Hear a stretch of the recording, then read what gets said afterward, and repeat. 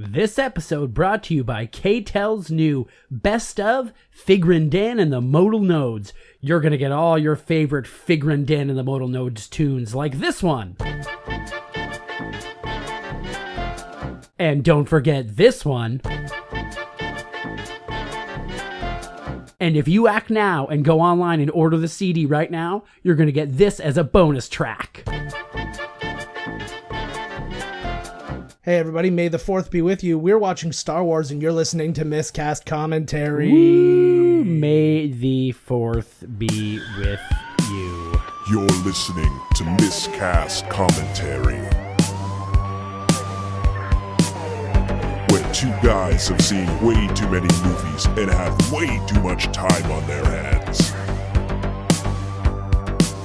I have come here to chew bubblegum and kick ass.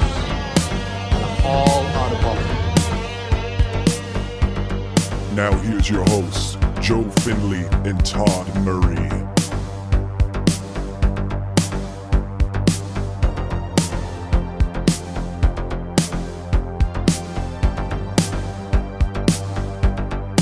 Hey everybody, welcome to Miscast Commentary, a very special early released May the 4th episode. I am Joe Findlay. And I'm Todd Tebow, the Sailor Murray. And we are super excited to bring this one to you. Star Wars Episode 4, A New Hope. Yep. It's got some characters in it. I think you may have heard of some of them. Oh yeah, I heard of a few. I think one of them Steve. Yeah, Guys, don't forget Bill. Yeah, Little Steve.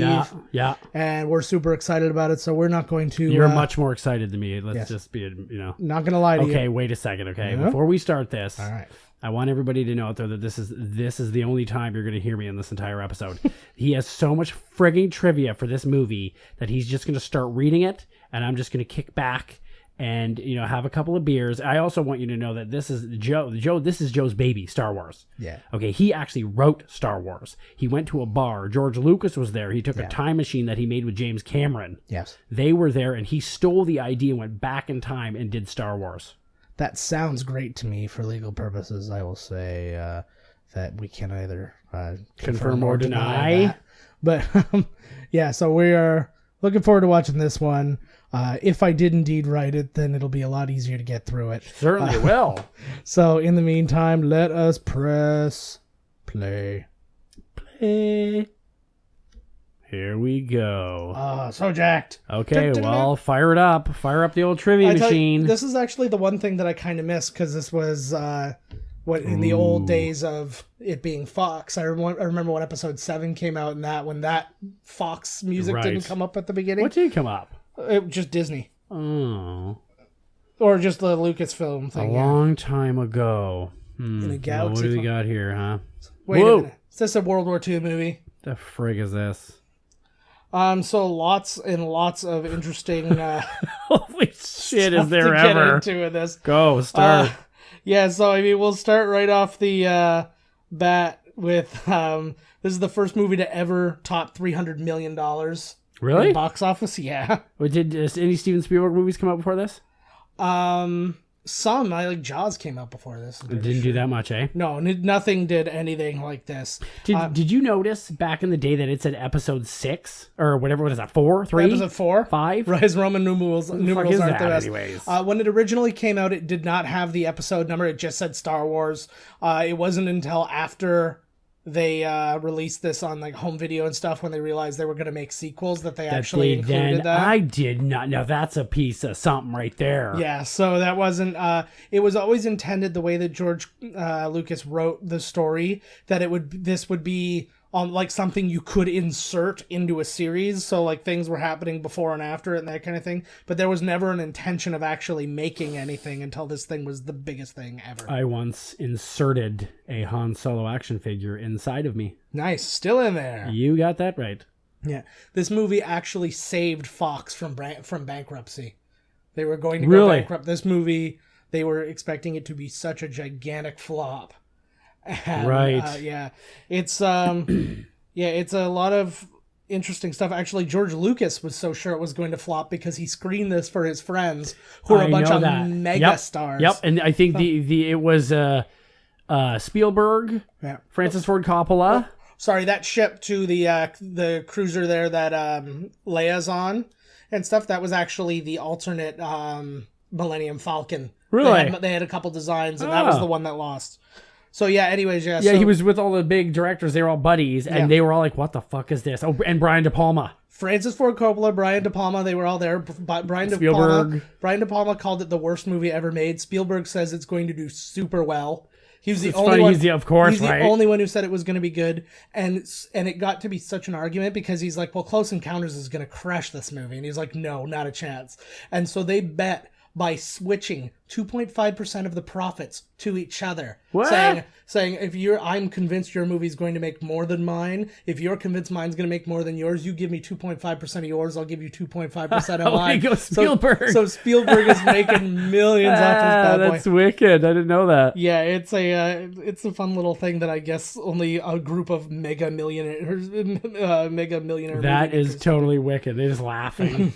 He doesn't even notice it go into his bank account. He just... Yeah. But George Lucas didn't even go to the premiere of this. He was so sure it was going to flop because of all that stuff. Him and Spielberg actually went to Hawaii on vacation together, and that's actually where they came up with the idea for Raiders of the Lost Ark. No way. So they were there dealing with So he didn't even show up. Oh, he's like, oh, this is going to be a shit show. I'm not even going to be there. I wonder how long it took. Like, was the fandom instantaneous, like when the first weekend of this movie came out, where people were like, holy shit, this movie's awesome? Yeah, it was number one right away. It was number one, then it was number 3 in week 2, right. And then it was number 1 over the course of the next couple of years. Over the course of our lives. Yeah. Well, it was number 1 all the way through. I think it was like 26 weeks in a row, which went into 1978. Fuck. And then there was a brief re-release, and then it was number 1 again for a few weeks in 1979. Yeah, because it keeps coming out, and like, I always wonder, where do the words go? You know the words we saw in the very beginning? Where are they? There should be one episode where on the farthest reaches of the galaxy, these words just pop out and destroy like a whole society. I was going to say that should happen in episode 10. Exactly. Like they're in the Millennium Falcon and they're like, oh, we're done for now. And then they get shot and then it's just a shield of words come up. From all the movies prior. They're like, whew. This guy. This is a fart suit. Yes. And when he farts, he smells his own farts. Yeah. He's into that. I don't even know where to begin with that. That's some trivia for you. So yeah, Darth Vader. David Prowse playing the body, James Earl Jones playing the uncredited. And we just saw him in Best of the Best. Best of the Best. You want the best of the best voiceovers? You go to the man. But he was fairly new at this point, and so he asked specifically to be uncredited because he didn't want to be typecast as anything. So he just thought it would be James better. Earl Jones. Yeah, exactly. Yeah. David Prowse got so mad that his voice was replaced.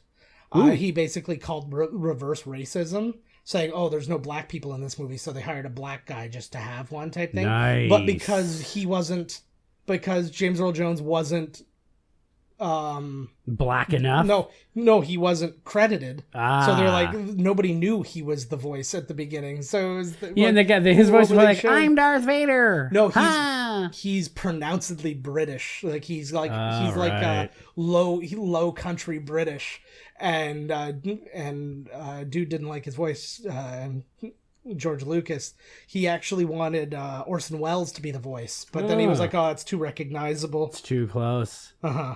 Look at this badass. He wants to work for Darth Vader. Do you think they have to line up at like the Empire's, like staffing place is big, or are they forcing people to be there? No, people are always trying to join because it's like the job. It's even like a job. Well, even Luke in this is trying to join the Imperial Star Academy. Oh.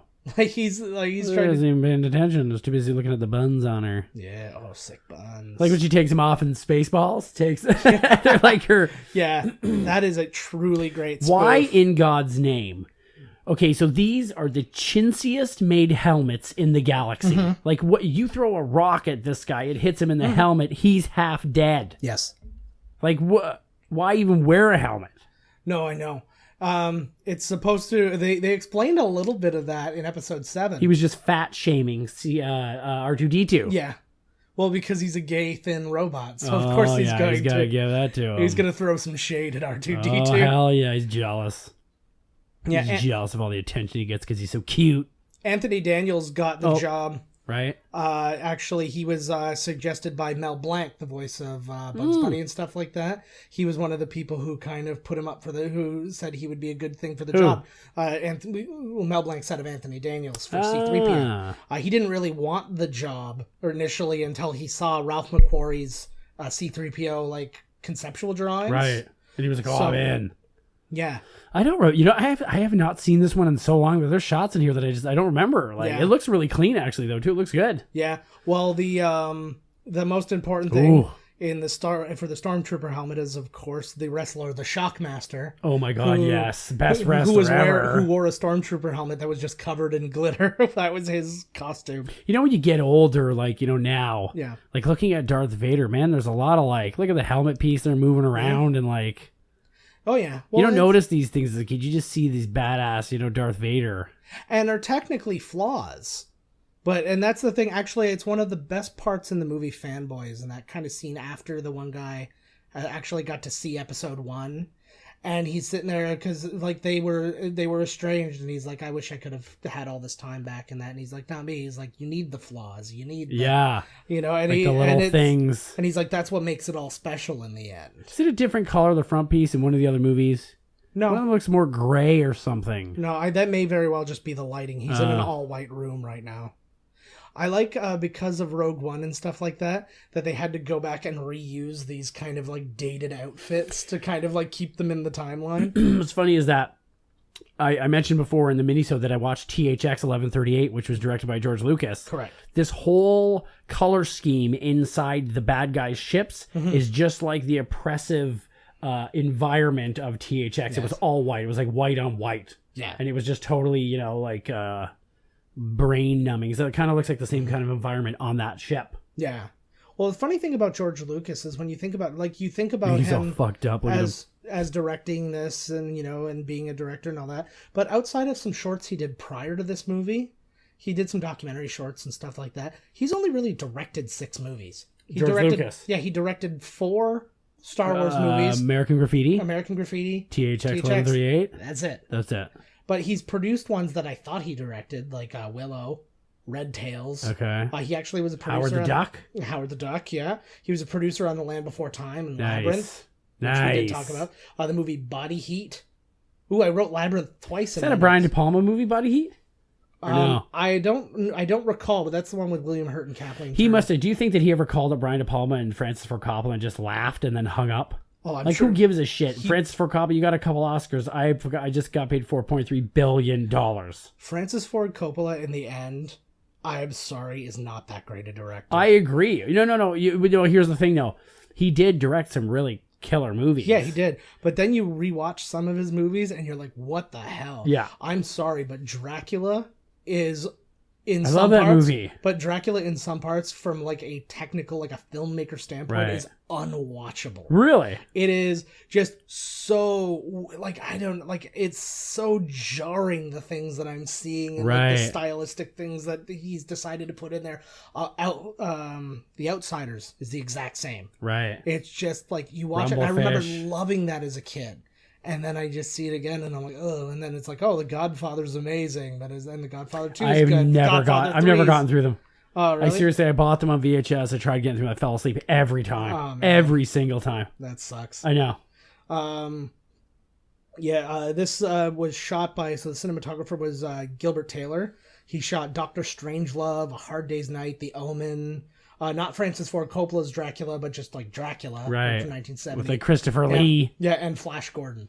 Nice. So they got him. I think he got him specifically because of that. Look at this thing. Yeah. There's a big skeleton. That's actually, so you challenged me to name characters. It's a tremor. That is a crate dragon. Oh, that's right. Before we started, Joe has to name every character that comes on screen. Yeah. So that was a crate dragon, and that actual skeleton is still in Tunisia to this day. We missed some of those officers in the bridge there. That's fine. It's not that good, right? Jesus, can anybody be that good? Oh my god, no, nobody's that good. That guy's Rick. This looks really good right now, man. Yeah. This really has to see because they're using practical effects, and it will stand the test of time. What's great? This movie was shot in Tunisia. Well, the Tatooine stuff was shot in Tunisia, and the first day they got there to shoot, they had their first rainstorm in 50 years. No way. Of course. And then subsequently they had a sandstorm that destroyed a bunch of sets. The exact same thing happened when they went back to Tunisia for episode 1. They had all the sets out and the pod racers and stuff like that, like the practical pod racers. Right. And they got friggin' destroyed from sand. Should have learned the first time. Okay, so Oh, these the are little dink-dinks are trying to rob him. Take his wallet. our little Jawa friends. Those are Jawas. Yeah, they are. Oh, mama. He's fucked up. It's actually... Speaking alien language, it says. I know. And actually, I looked it up. The Jawa language is actually the Zulu language, just sped up Ah. when they're saying certain things. So what language?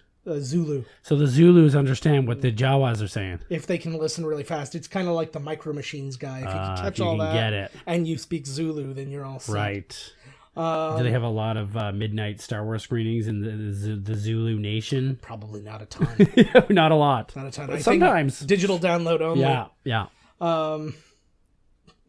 But yeah, I was always very confused by the idea because I'm thinking about something else. Oh my God. Kenny Baker is inside of that suit for a good portion of the movie, like doing movements and stuff like that. But why did they need a robot inside of that? Yeah, I feel why like do they need like a dude? Yeah. A remote control could have done the Some entire guy's job. sweating his fucking bag off, and there's probably horrid in there. Well, he actually said that there were times when he would be left behind when everybody left for lunch because everybody forgot about him. Oh my God, he can't even get out on his Yeah. own. He's Nope. got to piss and Well, shit in there. he's a little They person. open the hatch, and it's like he's almost drowning in his own droppings. Yeah, Kenny Baker. I feel bad for him too because I'm looking at his old roles, and every thing it's just him appears as dwarf or like some kind of freak or something like that. You gotta go where the work is. He appeared in Flash Gordon, the Elephant Man, Amadeus. He was in Labyrinth as one of the goblin. What about Billy crew. Barty? You don't hear Billy Barty complaining. Well, he probably about the pain. This fucking guy. That was another design, actually. Like again, it's one of those designs that there was potential for C-3PO. I like his voice. Yeah, and He's got a wig on. He doesn't recognize him. he's another he's another figure I had. Hey, who's that guy? I don't remember. Silver Eyes. That was a. You don't even know. No, sorry. Hey, That's Wally. there's fucking it is. That was Wally. There's a walking garbage can. That's the Gonk droid. That's the Gonker. Yeah, Is this the one where you see him burn his little feet? No, that's in. Oh my God, it's like torture. It's in Return of the Jedi. Should have got a hard R just for that scene. Yeah, it was too sexual. So I wanted to ask you, where did these Jawas get this big ship? Like, they're pretty tiny. How the hell did they make this? Or do you think they go somewhere and have it made? In their world, everything is scrap. So they built this thing out of nothing. That is actually closer to the Ralph McQuarrie drawing of C-3PO, the one that's like all scrapped in the corner there. Corner there. This actual Look at that thing. They built that thing, and it was for real? Yeah, and it was sitting. Oh, I don't know the one that's moving around is real. Added here's scene. Here's some of the digital stuff that was added. Well, just the guy in the background, the people walking around and stuff. Those were always there. That was pointful, But- right? Pointful. yeah, Fuck. Pointful. Yeah, English. we did it. Screw it. But yeah, the Libyan government really got concerned because they thought it was a military vehicle. That thing? That thing, the sandcrawler. Oh, the sand crawler. So they had the Trojan horse. Yeah. So they moved it further inland. Got a bunch of Kinder Surprises inside this thing. Yeah. Open it up tomorrow. They just saw a metal part and went droids. So I'm like, that. There's a lot of metal. There's a lot of things made It's of got metal. heat. They got like Predator vision. They can change it into their visor. Yeah, there's probably a lot of that stuff that we don't know about. Oh hell yes.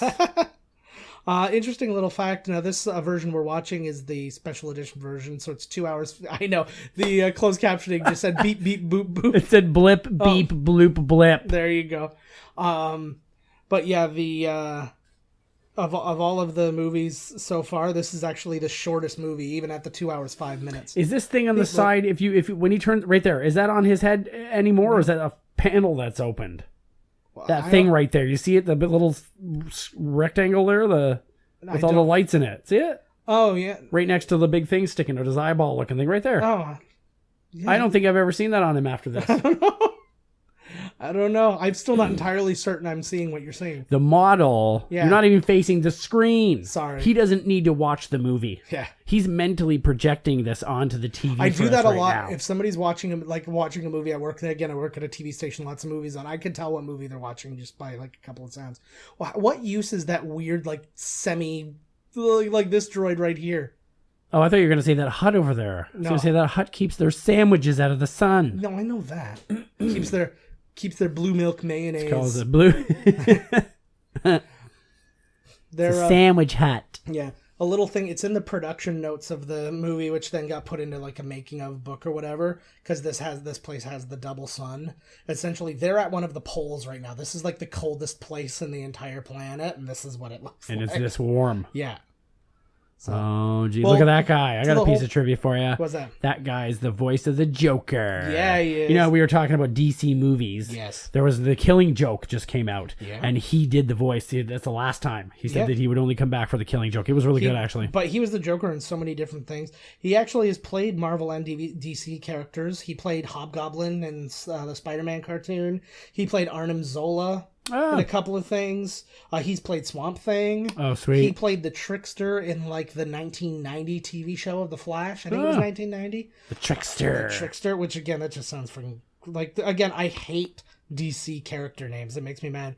But he's been doing voice stuff too. Like he had 27 different roles before this movie. He's had 297 roles total. Wow. So like, because you think he kind of disappeared after Star Wars for a while till you realize, oh, he's the Joker he's in and lots of He stuff. has never stopped working the entire time. Get He's that, if you can get that bananas. voiceover work, man. Woo. Yeah, but like he had done some voice work on Scooby-Doo in 1973, so back in the day, and he actually did stuff in Scooby-Doo after the fact, like in a newer version of Scooby-Doo. Obviously, he's Batman, Spider-Man, Incredible Hulk. He did voices in the Boondocks, Robot Wow. Chicken, Jake and the Neverland Pirates, Avatar: The Last Airbender, Johnny Bravo, the Wing Commander video game series. Johnny Bravo. Yeah, he like a crazy amount of stuff. He was in the Kingsman recent. Well, not that recently now at this point, but. I saw some horror movies. There's a bunch of independent horror movies and stuff. Like, Yeah, oh, he non-stop working.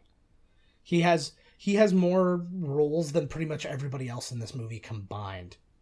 it must suck for like the midgets out there now. Like, there's no midget work. All these science fiction movies, all the aliens and the little people and the, you know, all I the gotta fantasy disagree. movies. Friggin' the Harry Potter movies alone were employing like 30 yeah. at a time. The whole hall got the call. Yeah. They're like, everybody. They're like, Yeah. what? Well, that's why I always liked that. And Billy Barty was there and he goes, Yeah. Wildorf's Key. Like, what's it called? Life is Short. Or Life's Too Short, whatever it was. The Ricky Gervais created show that starred. God, why can't I can't. I don't have it either. and he's He's, in these he's goddamn playing with the movies. toys that are coming out soon. No, yeah, pretty much. He broke that one too. Yeah, actually, speaking of the toys and stuff like that, George Lucas, he cut his salary drastically to get the rights to the merchandising. Smart man. So he made Smart man. He made so much goddamn money off of it. Oh hell yes. It is it is obscene if you try and think about it.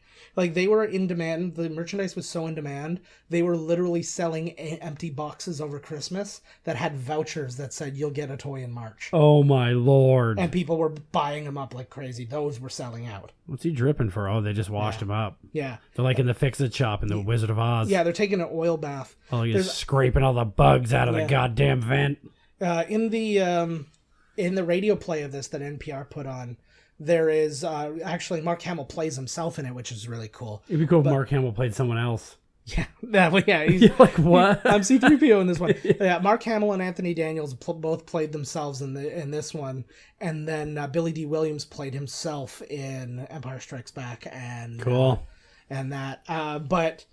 But they play a lot of extra scenes, and actually a lot of them, if you have the Blu-ray special edition, Right. there's deleted scenes in there that actually speak to a lot of the things that were in there. But if you ever look up the radio play, you'll find full-on versions of the scenes. You find where he goes to Tashi Station to hang out with his friends. Right. In the radio play, there's actually a bit where it plays up how he's such a good pilot, how he's like driving his speeder and he like does this like maneuver that nobody's ever done before, Right. type thing, to win a race against like a friend. It's kind of like an American Graffiti style drag race that he's Right. having with a buddy. I think it got cut because it was very kind of like, hey, you guys don't even know. But they're all like, Right. they're all like, look at Luke with his head in the clouds, blah blah blah. But then Biggs, who you later meet in the rebellion, where he talks about his buddy Biggs, and then like, when he goes to and he's in the rebellion, he meets up with him. He's in a scene like just coming up where meets up with all the friends too, and then he takes him off by himself, and he goes, "I just want you to know," he's like, "I just like graduated from the academy. First chance I get, me and a couple of guys are jumping ship, and we're joining the rebellion." Right. And he tells them all about the rebellion. It really. It really fills it in. Look at this thing on C-3PO's boob. Is that because of the junkyard they were just in? Because that's not on his body later. It's a restraining bolt. Ah, okay. Yeah, they're all given restraining bolts. I thought they changed him for the next movie. They kind of fixed him. Yeah, I don't think that R2-D2 is the same one. I don't think those venti things are there. I might be wrong. I don't know. I think you're crazy. But that's okay. You don't even see them. I know it. I love the little hologram. I wish that's something that Buddy just popped a bone over his own sister. He's like, she's beautiful. I know, but he's right. He's right to get a boner over his sister in this case. It's not his fault, right? Yeah. It's after he finds out that he's still getting him. Then there's a problem. Yeah. That's why he went to that island to kind of cleanse himself. Lots of cold baths in the water there. No more family photo albums for this guy. But he has all his memories of her That's memories. The best. Mammy Rees. This movie, I'm pretty sure it's still true to... Jesus God. Oh my God. Jesus. I apologize. I'm so distracted by loving Star Wars. I just like flipped inside out, starting with my anus. You know. Holy shit. But this movie, I believe it's still true. It's the second most tickets ever bought for a movie. Really? The first was... Gone with the Wind. Well done. Gone with the Wind. 202 million people bought tickets to Gone with the Wind. 178 million people bought tickets to this movie. They say if Gone with the Wind came out now, it would be the biggest moneymaker of all time. By a lot. Yeah. By a lot. It's bananas how many people. But again, it's all in, and like you can only really calculate so much for inflation and all these different things, right? The American crew, because it was super low budget, basically the American crew and cast all agreed to fly coach and not first class when they flew to England. Right. Oh, God forbid. Debbie Reynolds, who's Carrie Fisher's mom, called them and basically yelled at George Lucas for like, how dare you? She's above coach, blah, blah, blah. But Carrie Fisher happened to be in the room when she called, and she just basically went, Mom, fuck off, and hung up on her. You're ruining this for me, Mom. You're embarrassing me. My mother does the opposite. Yeah. She's like, you will take my son out of first class. He's a piece of lowly shit. Exactly. I'm like, I'm in the room, Mom. She's like, fuck off. He does not. Yeah. He has no place in there. Just like, you should arrest him. You know, she plants things in my bag. Watches me. No doubt. Get arrested and fingered. What was good was they were going to bury this movie originally, but then they did a couple test screenings and it was really positive, so they wanted to get in as many theaters as possible. But nobody wanted to take it. It just had like a B movie stink on it. So basically Fox said, if you don't take this movie, we're not going to give you guys The Other Side of Midnight. What the hell's that? It's just another movie that they had. They did that with Quentin Tarantino was pissed. Yes. Disney did that with Episode 7. Yeah. And they called him. They said, you'll never get anything from Disney again if you don't take out his own movie theater. Took his own movie out and put in. Yeah. That's hilarious. Yeah, take that, Quentin. Superman would be super powered on this planet. There's 2 yellow suns. Yeah, that one's red. One of them's red if we're actually seeing colors. It's because of the time of day. Oh, because it's done. What the fuck? All right, I'll give you that. I think the one sun's still red, but that's okay. One yellow sun and a red sun's probably still good. You out there in podcast world, you let us know. It's all good. No, it's not. No, it's not? No. Okay. I don't know if Superman would flourish here. Yeah. Okay, that's fair enough. Fuck. But, yeah, so basically, Other Side of Midnight, though, it made 10% of what Star Wars made. What is The Other Side of Midnight? I don't honestly remember. You don't have any trivia on The Other Side of Midnight? Oh my God, this is dance party. He just got busted. Some guy's going to stand up and pull his pants up. He's going to go fuck. Yeah, this is one of the ways he was outed. Look at glowing eyes in the dark, you dirty birdie. And what is this if not a glorified closet? Exactly. Listen to Tuned. Good music too, man. How did he get John Williams on board? Actually, really interesting. I'm literally looking at that. Are you right serious? now. Yeah. Huh. George Lucas never planned on using like an original score. He was going to do kind of like his plan was to rip a lot of people off, and he actually wrote a letter to people in Lost, and he said like the key is act like you always knew like what you were doing and take from a few other stories and then call it your own, Everybody essentially. does. Exactly. And that Watch was Quentin Tarantino, for example. no doubt. But what happened was he was going to take from Stanley Kubrick and go the 2001 A Space Odyssey thing and use existing classical music to score the movie. Okay. And then Steven Spielberg was like, oh, you got to meet my friend. He's the guy who scored Jaws and stuff. He's like, this is John Williams. Nice. And they met, and then he's listened to some of his stuff, and he's like, you have to do everything that I ever do for the remainder For the rest of my life. Yeah. He got that blood contract like Tim Burton has with Danny Elfman. Yes. Yeah, and I mean, and it doesn't get better than a John Williams Star Wars. Oh, man. No, it does not. And every one of them is good. This is actually AFI's #1 film score of the first 100 years of cinema. Really? Did something else beat it after the next 100? No. Not yet. I don't think. Well, there hasn't been. I don't an think we're X100 there yet. No, there hasn't been an X100. But Or has there? Here we go. Look at this guy, super shot. He's got the Joker's gun. These are our Tusken Raider friends. I had a Tusken Raider toy. Who's this guy? This Bantha. That's an elephant with a costume on. Is it? That is legitimately an elephant with a costume on, and it was so. You can kind of see its feet as it's moving, but it got so upset because it was so hot, it kept like ripping its costume off, like between like I don't know. That's animal abuse, brah. Yeah, but it was in Tunisia, so Look it's at fine. that thing floating. It doesn't count. Anybody who doesn't know this piece of piece of trivia, R2D2 was named after the film termed Real 2 Dialogue 2. Yeah. So it's a dialogue. It's basically just when you're in post, they've all the different like numbered things. And he just literally heard when he was on American Graffiti, he heard somebody request R2D2.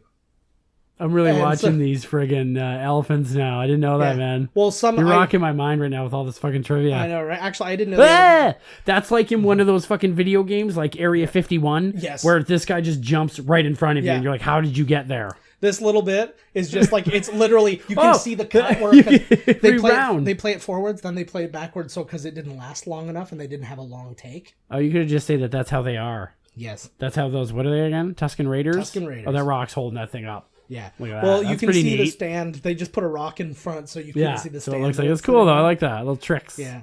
Well, you get away with what they get away with. Can you see the stand there? No. Oh, these Well, fucking it's definitely on a- dirtbag. They're gonna take the wheels right off. They already did. Doesn't matter. They can tear this thing apart. That with the this one's not in demand. So Oh, that's not the model. That's the shit model. yeah. Oh. They changed between now you can go back and find it on YouTube and stuff, but they've changed that sound over time.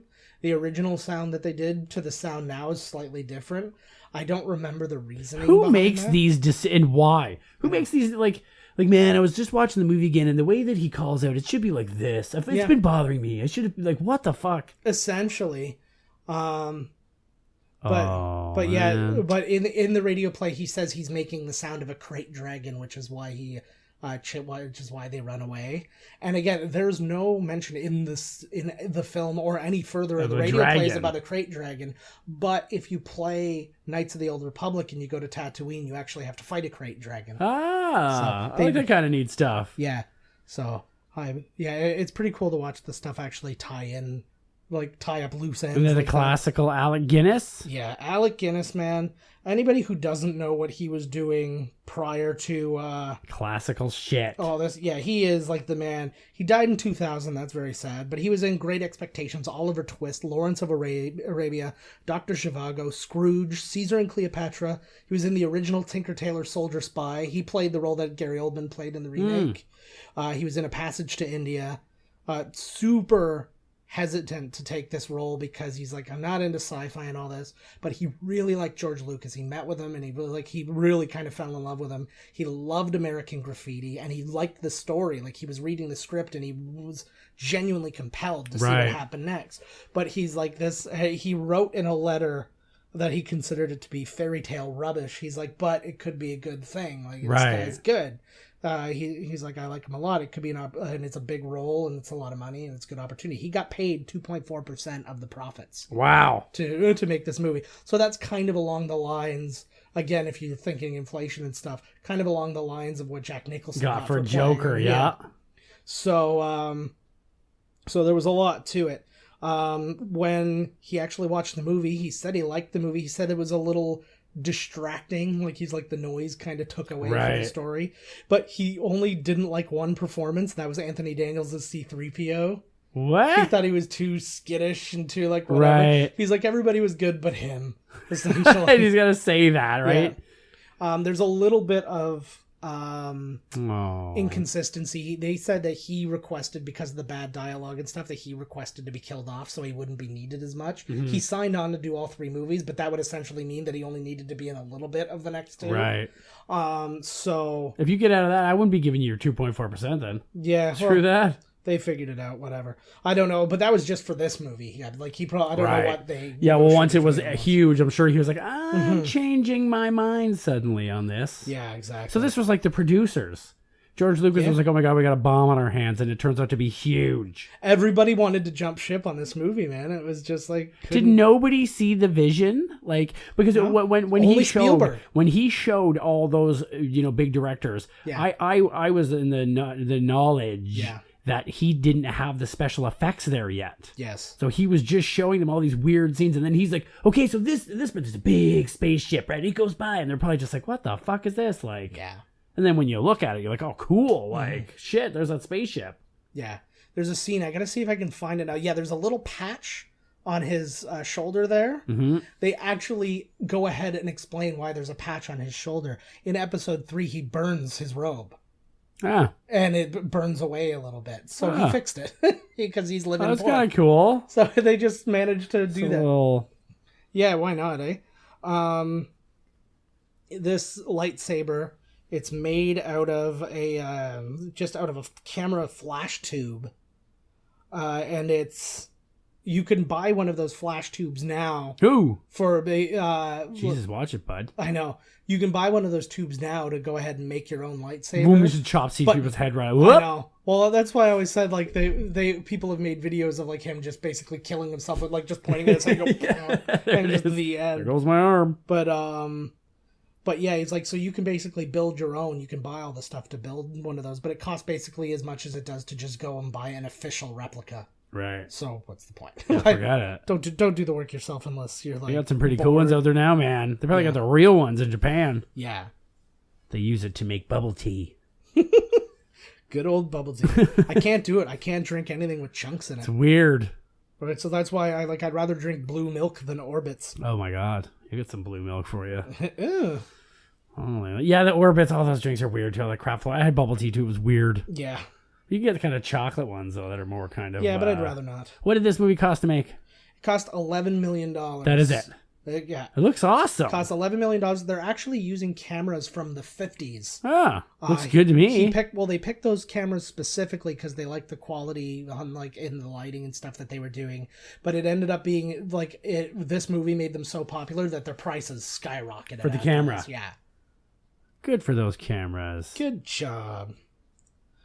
What's his name? Luke has watched this so many times that it's cutting out, like it's flickering. Yeah. There's a jizz stain on the top corner. It's like watching an old VHS exactly. and you're wearing out the tape. Like my T2. Yeah. They did. It would cut out. Like it would go black and white. Like. Yeah. So Carrie Fisher, this was like her second real role. She had been in her first real thing was something she did with Debbie Reynolds, just like as a kid. But her first real role was a small role in Shampoo, the Warren Beatty movie. Yeah. And then she did this, and then after that she did things like Amazon Women on the Moon, The Burbs. Great movie. When Harry Met Sally, Drop Dead Fred. She was in Soap Dish. She was in Hook in an uncredited role that I didn't know. She's credited as a woman kissing on the bridge. She wrote the movie and the book Postcards from the Edge that starred... Oh, that's right, with Meryl Streep, and that's about her relationship with her mom. And stuff like that. But what was interesting, she wrote for the Oscars in 1997, 2002, and 2007. Really? What do you mean, Like she was one of the writers for, like, the joke writing and stuff like that. And then she wrote an episode of Roseanne in which her mom was a guest star playing Dan's mom. No shit. Because, like, in Roseanne, John Goodman's mom, is Debbie Reynolds. is Debbie Reynolds. And I she was loved in Roseanne. and she was in a mental institution. I and she got think- out and he thought she was trying to kill her. I think Or I trying to kill vaguely remember that. Roseanne was awesome. Yeah. Roseanne was a really good show. Yeah, till the end. Till the end. Yeah, that's for most things though. Yeah. As I heard somebody talk about one time Woo! about when they talked about Dexter, they were like, yeah, you really stuck the landing on that one. The models were killer. I had no, you had one of the destroyers, wasn't it? Yeah. No, you had the Millennium Falcon too, where the top I had part comes off. Yeah, and then you could walk around and they had the little hollow chest table and all that stuff. I had that, and then I had like the AT-AT. No, the ATST. The walker sorry, guy. The little walker one, dude? The little one. The chicken walker. Yeah. Oh, Here he comes. Grand Moff man. Tarkin. If you haven't seen him in Rogue One recently, which was Yeah. I was down with what they did there. And Yeah, I think yeah, he was. It looks good. I thought it was alright. it was good. It was good enough CG, especially like, look at his bone structure. Yeah. He is hard edged. That's just what he is. He does have a cool face. Yeah, he really does. Really interesting is Peter Cushing. So that's who plays Grand Moff Tarkin. He was in the original Pride and Prejudice in 1952, but here's some of the characters he's played over his time. He played Dr. Frankenstein, Dr. Van Helsing, Sherlock Holmes, the Sheriff of Nottingham, and Doctor Who. Doctor Who. He was in the movie. He wasn't in the TV show though. He was in a weird spin-off. A weird spin-off movie. Right, I watched this big thing on Doctor Who. Yes. It was called Doctor Who and the Daleks, and then he did another one that I don't remember the name of. But he's the only one where Doctor Who is a human, and like they don't even count. He's not like a Time Lord or whatever they call it, right? Like he's a doctor. It's sort of like with George Lazenby's like 007, or like when they have Yeah. two movies at the same time because there's conflicting rights happening with studios. Yeah, when you or had the the frig. Rod- Oh shit! Look at this guy's having Oh man, dude, there was peanuts in the salad. Jeez. What's great is this is the first real instance of magic of any kind in this movie. Like at first, it's just kind of like, oh, these guys are kind of like monks or whatever they are, and they're like, oh, these guys are more than monks. But what I like is that it's so far removed from these guys that nobody even believes in it anymore. Right. Despite the fact, like you got this He big just did scary it. guy, and they're trash He just talking, choked you and from they're across like, the room. They're like, I know the Force, and they're like, yeah, whatever, dweeb. and then he chokes them. And then they still like put a loser. Then he trenchcoat Mafia's his throat. Look at this. Their ride just got fucked up. Yeah. So that thing looks like it's really there. Yeah. Well, they built something. Like That's you what can I'm see saying. the back. You can see the front of it. Like Yeah. that's wicked. Like as far as I know, when it was moving, it was a model. But then right, when they but this built- looks like it's really sitting there. Yeah. $11 million. Look what they can do with $11 million back then. Yeah, it was pretty. Unbelievable, man. Pretty bananas.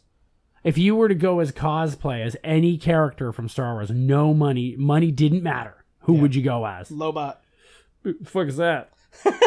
He's the guy in Empire Strikes Back who's like the right hand man to Lando Calrissian. Oh, blah, blah, blah, blah. No, That guy? not Nine Numb. That's Nine Numb. man, Lobot's well. the one in like in Empire Strikes Back when he's sitting there and he like hits his little wrist thing, and then all of a sudden the guy who's got like the headband around his head, he goes, beep, beep, Okay, beep, beep. yes. I was like, he's the only one who I can fit into, except I have to Who lose I can 30 pounds fit first. into. He's like, I yeah. just slide into that guy. Yeah, when you got a small penis, you fit into everybody. One size fits all, bro. Yeah, you That's got how I it. put it in my ad online. But yeah, so this thing cost $11 million. It made Fuck. Lifetime.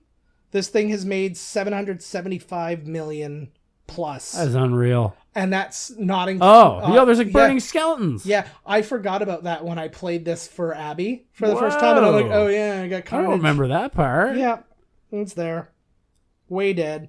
But yeah, that's not accounting for Nice shot. what's it called, inflation or anything like that. So you're talking billions that this thing is made. Who did the sound effects? It's a large Lucas Sound? Yeah, well, Lucasfilm in and of itself, ILM. So did how, the how work, did but he I did, don't have did, the specific names. did he like invest his money properly, or was he a rich kid? How could he have, for his first major movie like this, it be Lucasfilm? You know what I mean? Like how the fuck has he got everything go? Look at this fucking thing. I don't think it was Lucasfilm Hey, it's Yeah. it's a Flight of the Navigator's bad brother. Very much. If you look really careful, you can see kind of the stick thing that they're using to like lead that in. Do they need it's all really that hard. just to carry the needle in? Yes. Like what the? Like, let's talk about Yeah. the budget here. Well, remember how big like VCRs used to be back then, right? They were like the size of a What Buick. the shit. Oh, there's the robot warming himself by the fire. There you go. Well, this is my favorite part is watching C-3PO carry dead Jawas. Oh man. Oh. C-3PO is just fucking or R2-D2 is just standing there. That thing's still wobbling around. Yeah, I know. Way to be It makes useful. kind of sense though, right? It's like a hover thing. Yeah. Except it's really just like sitting on his tall stick, and it's just kind of like great sound. See that? Nice, and he even used a little bit of Doppler effect. Yeah. In there. Yeah. Wow. The Doppler. I know you. That wasn't true. That was a hover car going by. Oh, very good. They should have used one time the sound of the Jetsons car go by. They should have had that in that scene where they're all flying, and Ewan McGregor's jumping through all the car levels. Oh, yeah, yeah, It yeah. should have been friggin', they should have went by the Jetsons. Yes. I'm not telling you again, Judy! That would have just as a background one. They let friggin' ET in. Exactly. So why not? Like he lands on a car and the one in the background is the Jetsons. Yeah, I'm down And he's with beating the shit right out of Judy. that. I bet you if you look hard enough, that you'll find it because the Star Wars Rebels ship is in with the. Hey, look at these guys. Yeah, they just That's added new. Yeah, Oh, cuties. Look but like there's so many like at this. Hey, this guy. This one makes me mad. Get out of here. Because there's no need for that whatsoever. You cut into them just like Just show something mean. everything had to be funny too This is in this new? one. This is new. yes, well yeah, because they had to add like all the How'd they make this for The $11 width. million, man? but like most this of is this all wasn't added. yeah most of this Like wasn't this here at the guy. time. But like I don't understand As you why can everything had to clearly be tell. jokey. Yeah. Like I'm fine with them adding a little CG stuff in the background to give it more life all and stuff like gags. that. But like literally everything had to be widely because this thing's CG. Just I got to cut in front and it just like it hides an edit. Oh, he just made these movies, Lucas, so that he can sell a lot of toys. Yeah, absolutely. And I own them all. He must have seen, he must have known, when you said that he's like, oh God, like, I don't want to be to the premiere because this movie's Yeah. going to be a bomb. He wouldn't have made it if he didn't know something was up. You know what I mean? Yeah. Like, he wouldn't have gotten the whole thing together. Yeah. Well, I'm sure at the very least he thought that this thing could, because of its weird characters and stuff Could be like a that they cult. could sell toys. I don't know that he thought the movie would do any business, but I think that he believed that they could get something out of it. Like, it's like, oh, okay, well, maybe the merchandise. The reason that they so easily gave him the merchandising is nobody They didn't think it was going to do anything. Merchandise for movies nothing. tanked. Usually you'd sell a lunchbox or something, and that'd be the end of it. They're like, yeah, Right. go ahead, enjoy it. They didn't realize that they were going to sell hundreds of thousands Everything. of toys. Everything you shirts, could slap a blankets. thing on. Yeah. I remember I had the blanket Yeah. and the pillow, which was Wiccan, and I think it was Empire Strikes Back. Yeah. I think. I saw these really killer shirts at the friggin' Penn Center the one day too, and it was the whole shirt was one shot of Star Wars. Oh, really? Like the whole thing. So the one was that's the cool. walkers from Empire Strikes Back. Nice. And then the other one was like the rebel fighters flying in space and some Nice. laser beams. Oh, they were the coolest. They didn't fit me. I was too fat. I I was own- like, this is bullshit. Damn. I own like here we go. The Ah, cantina. here we go. This is Look one at of all these cretins. My all-time favorite scene. Hey, there's This- Buddy. Yeah, this is Rick. Please. Now, I mentioned Rick Baker earlier. They actually switched him. That was a different character at one time, and then they just decided to randomly like CG over him. With God, this look at other how character. young Luke looks. Look, there's eh? just a random like astronaut back there too. Oh, this is my kind of shit right here, man. yeah, but this is So Rick this Baker. you'll go to Disneyland and Yeah. you can go here. Yeah, essentially, yeah. Oh I like man, the look at little little bat bat boy. character. Oh, there's Satan. He just looks like somebody who's at like a fetish bar. Here they are. Yeah, there we go. Fingerin' Finger and Dan. Fingerin' Dan. Finger the and modal Dad. nodes. Nice. Fingerin' or just Finger and Dads and the monolodes. we fixed it up. I'm really pleased with myself. The ADR bothers me in a lot of these. Like I don't believe in these guys. Like you're droids. They have to get out of here. Yeah, because no droids allowed, eh? Oh. They have some standards. There's a spaceman over there with a helmet on. Yeah, I know it. Oh, there's Chewie. Yeah, Chewie's in the house. Is that really Chewie too, or is it just a Yeah, Wookiee? no, that was Chewie.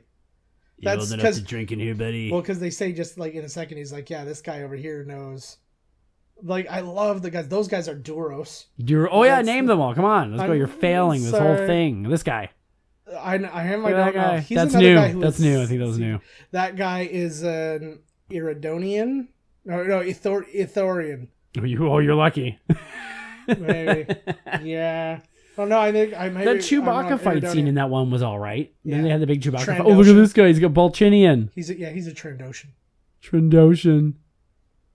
Look at this See, guy. his voice sounds like dude from Tremors and stuff like that. Oh, He's- Snakeoid. Yeah, exactly. Graboids. So, yeah, and again, anybody who might recognize them, they did make an appearance in Rogue One. Oh. What So a just dick. as a little,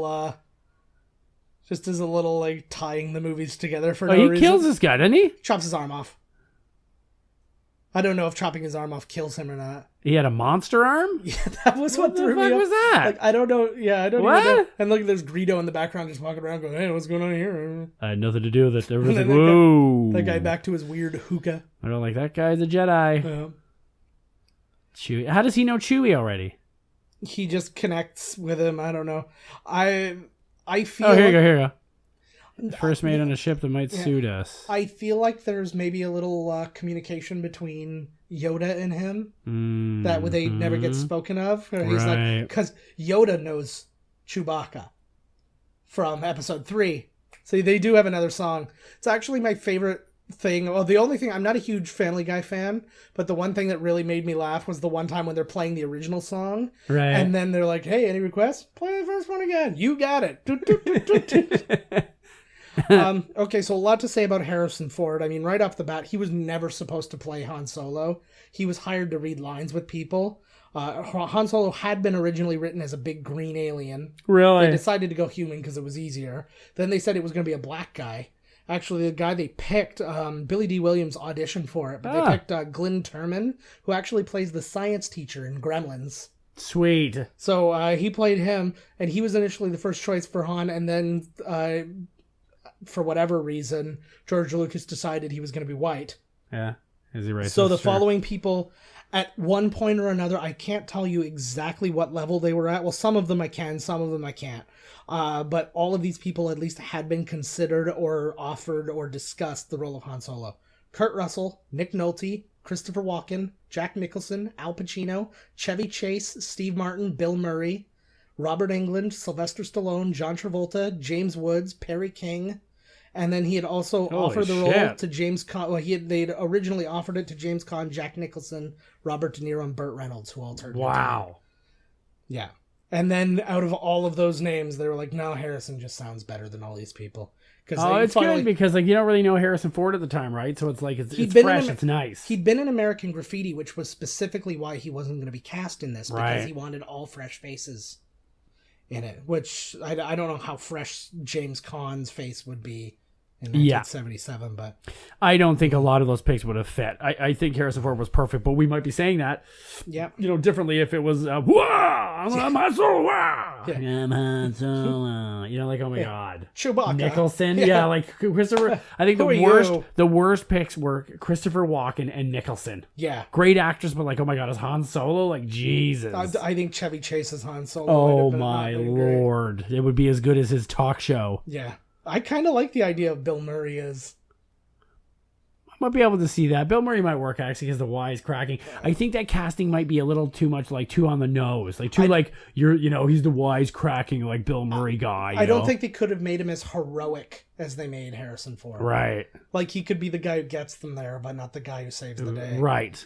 Of course, this is probably the most famous and controversial scene as far as all the updates, where we go from the Han shooting first to the Greedo shooting first. This version, they shoot closer to the same time.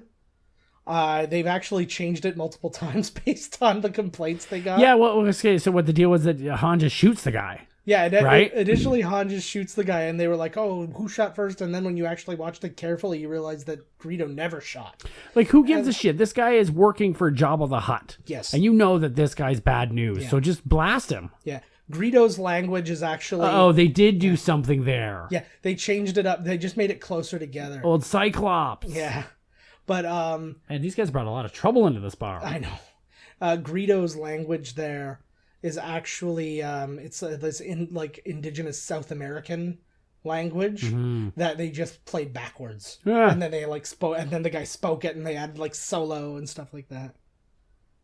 I like what's really weird, and this is something I didn't really realize at the time, because you see Darth Vader as this position of power, Right. this big whatever, but you don't realize how powerful Grand Moff Tarkin is, because he's the one bossing him around. He's bossing around because he's Darth about Vader. he's about essentially, I'm speaking for the Emperor, Yes. right? I like that. What's good too is him and one of the other Empire characters in the radio play. You hear them discussing. The other guy's really in his ear, going like, "You're in charge of this thing, Right. so why are you taking orders from the Emperor?" He's like, "The Emperor doesn't have this. You can go blow up whatever planet he's on, and then basically rule the galaxy from Right. this thing." And like he's very dutiful and all that kind of thing, and he like. And it goes, and You're talking Darth Vader. yeah, He's talking shit to Darth Vader. No, somebody's talking to Grand Moff Tarkin about it. And then even towards the end, so there's that C-3PO again that we saw. Oh, there he trashed is. He's earlier. next all. He's got drunk at the bar. He doesn't even know where he's going. Yeah, he's all confused. I feel like the Jawas, they got him fixed up really loosely and sold before they got taken over. He's not even. We got a buyer beware. Yep. And then, there goes another one. Some of these guys were in the bar. Now they're outside mulling around. Yeah. Well, that one. Yeah. There's the guy you just killed. Well, no, there's multiples, right? Oh, here it is. This is. Yeah. They did add this. This is an extra scene. He doesn't look nearly as big as he should. No, in the initial, it kind of works out. He's not as tall because he was on a platform before, right? In the original, if you ever see the original thing, it's not a big lizard person because they didn't know who Jabba was. He's got his hand on his gun, eh? Yeah. And this is the only time you get to see Boba Fett in this movie because There's of this Boba scene. Fett. Or Bobby Fett, depending on how you Oh prefer. man! But like He this was is the man. worst. Like watching how it lines up and stuff like that, because originally it was just a human standing here. So he's playing against a human, and then he has to fix all this. And when he walks around back of him is the worst thing I've ever seen. Of all of the stuff from the updates, this is my worst. We're here, watch it right here. So just watch Han.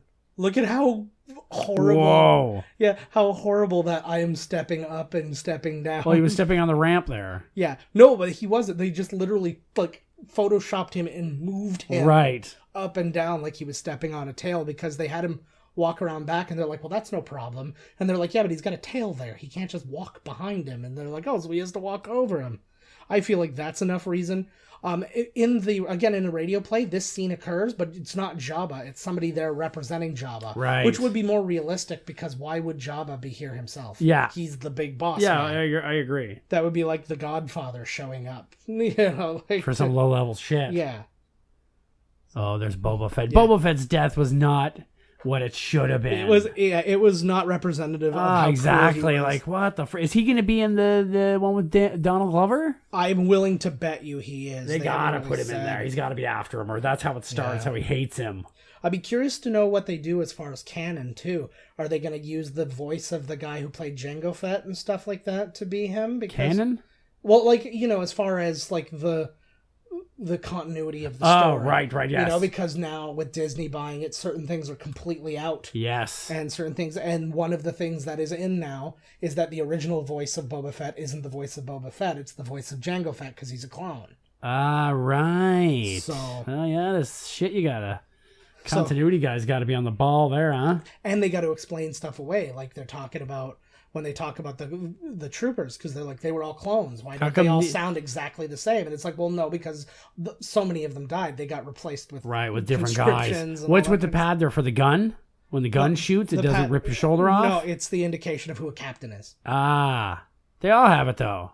Oh, they all have a pad. But orange... he's got the orange. I see. Okay, I thought it was all orange in these guys. This is a good looking scene. Boom. Actually, it's one thing. The way they're all standing, you would guess that all stormtroopers are left-handed. Right. It's because the way they built those guns, you can't hold it on the other side, so you have to hold it left-handed. Oh, there's a new one. Yeah.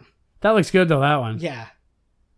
It doesn't. Yeah, it doesn't look like it was inserted. They must have a Millennium Falcon driving around ride.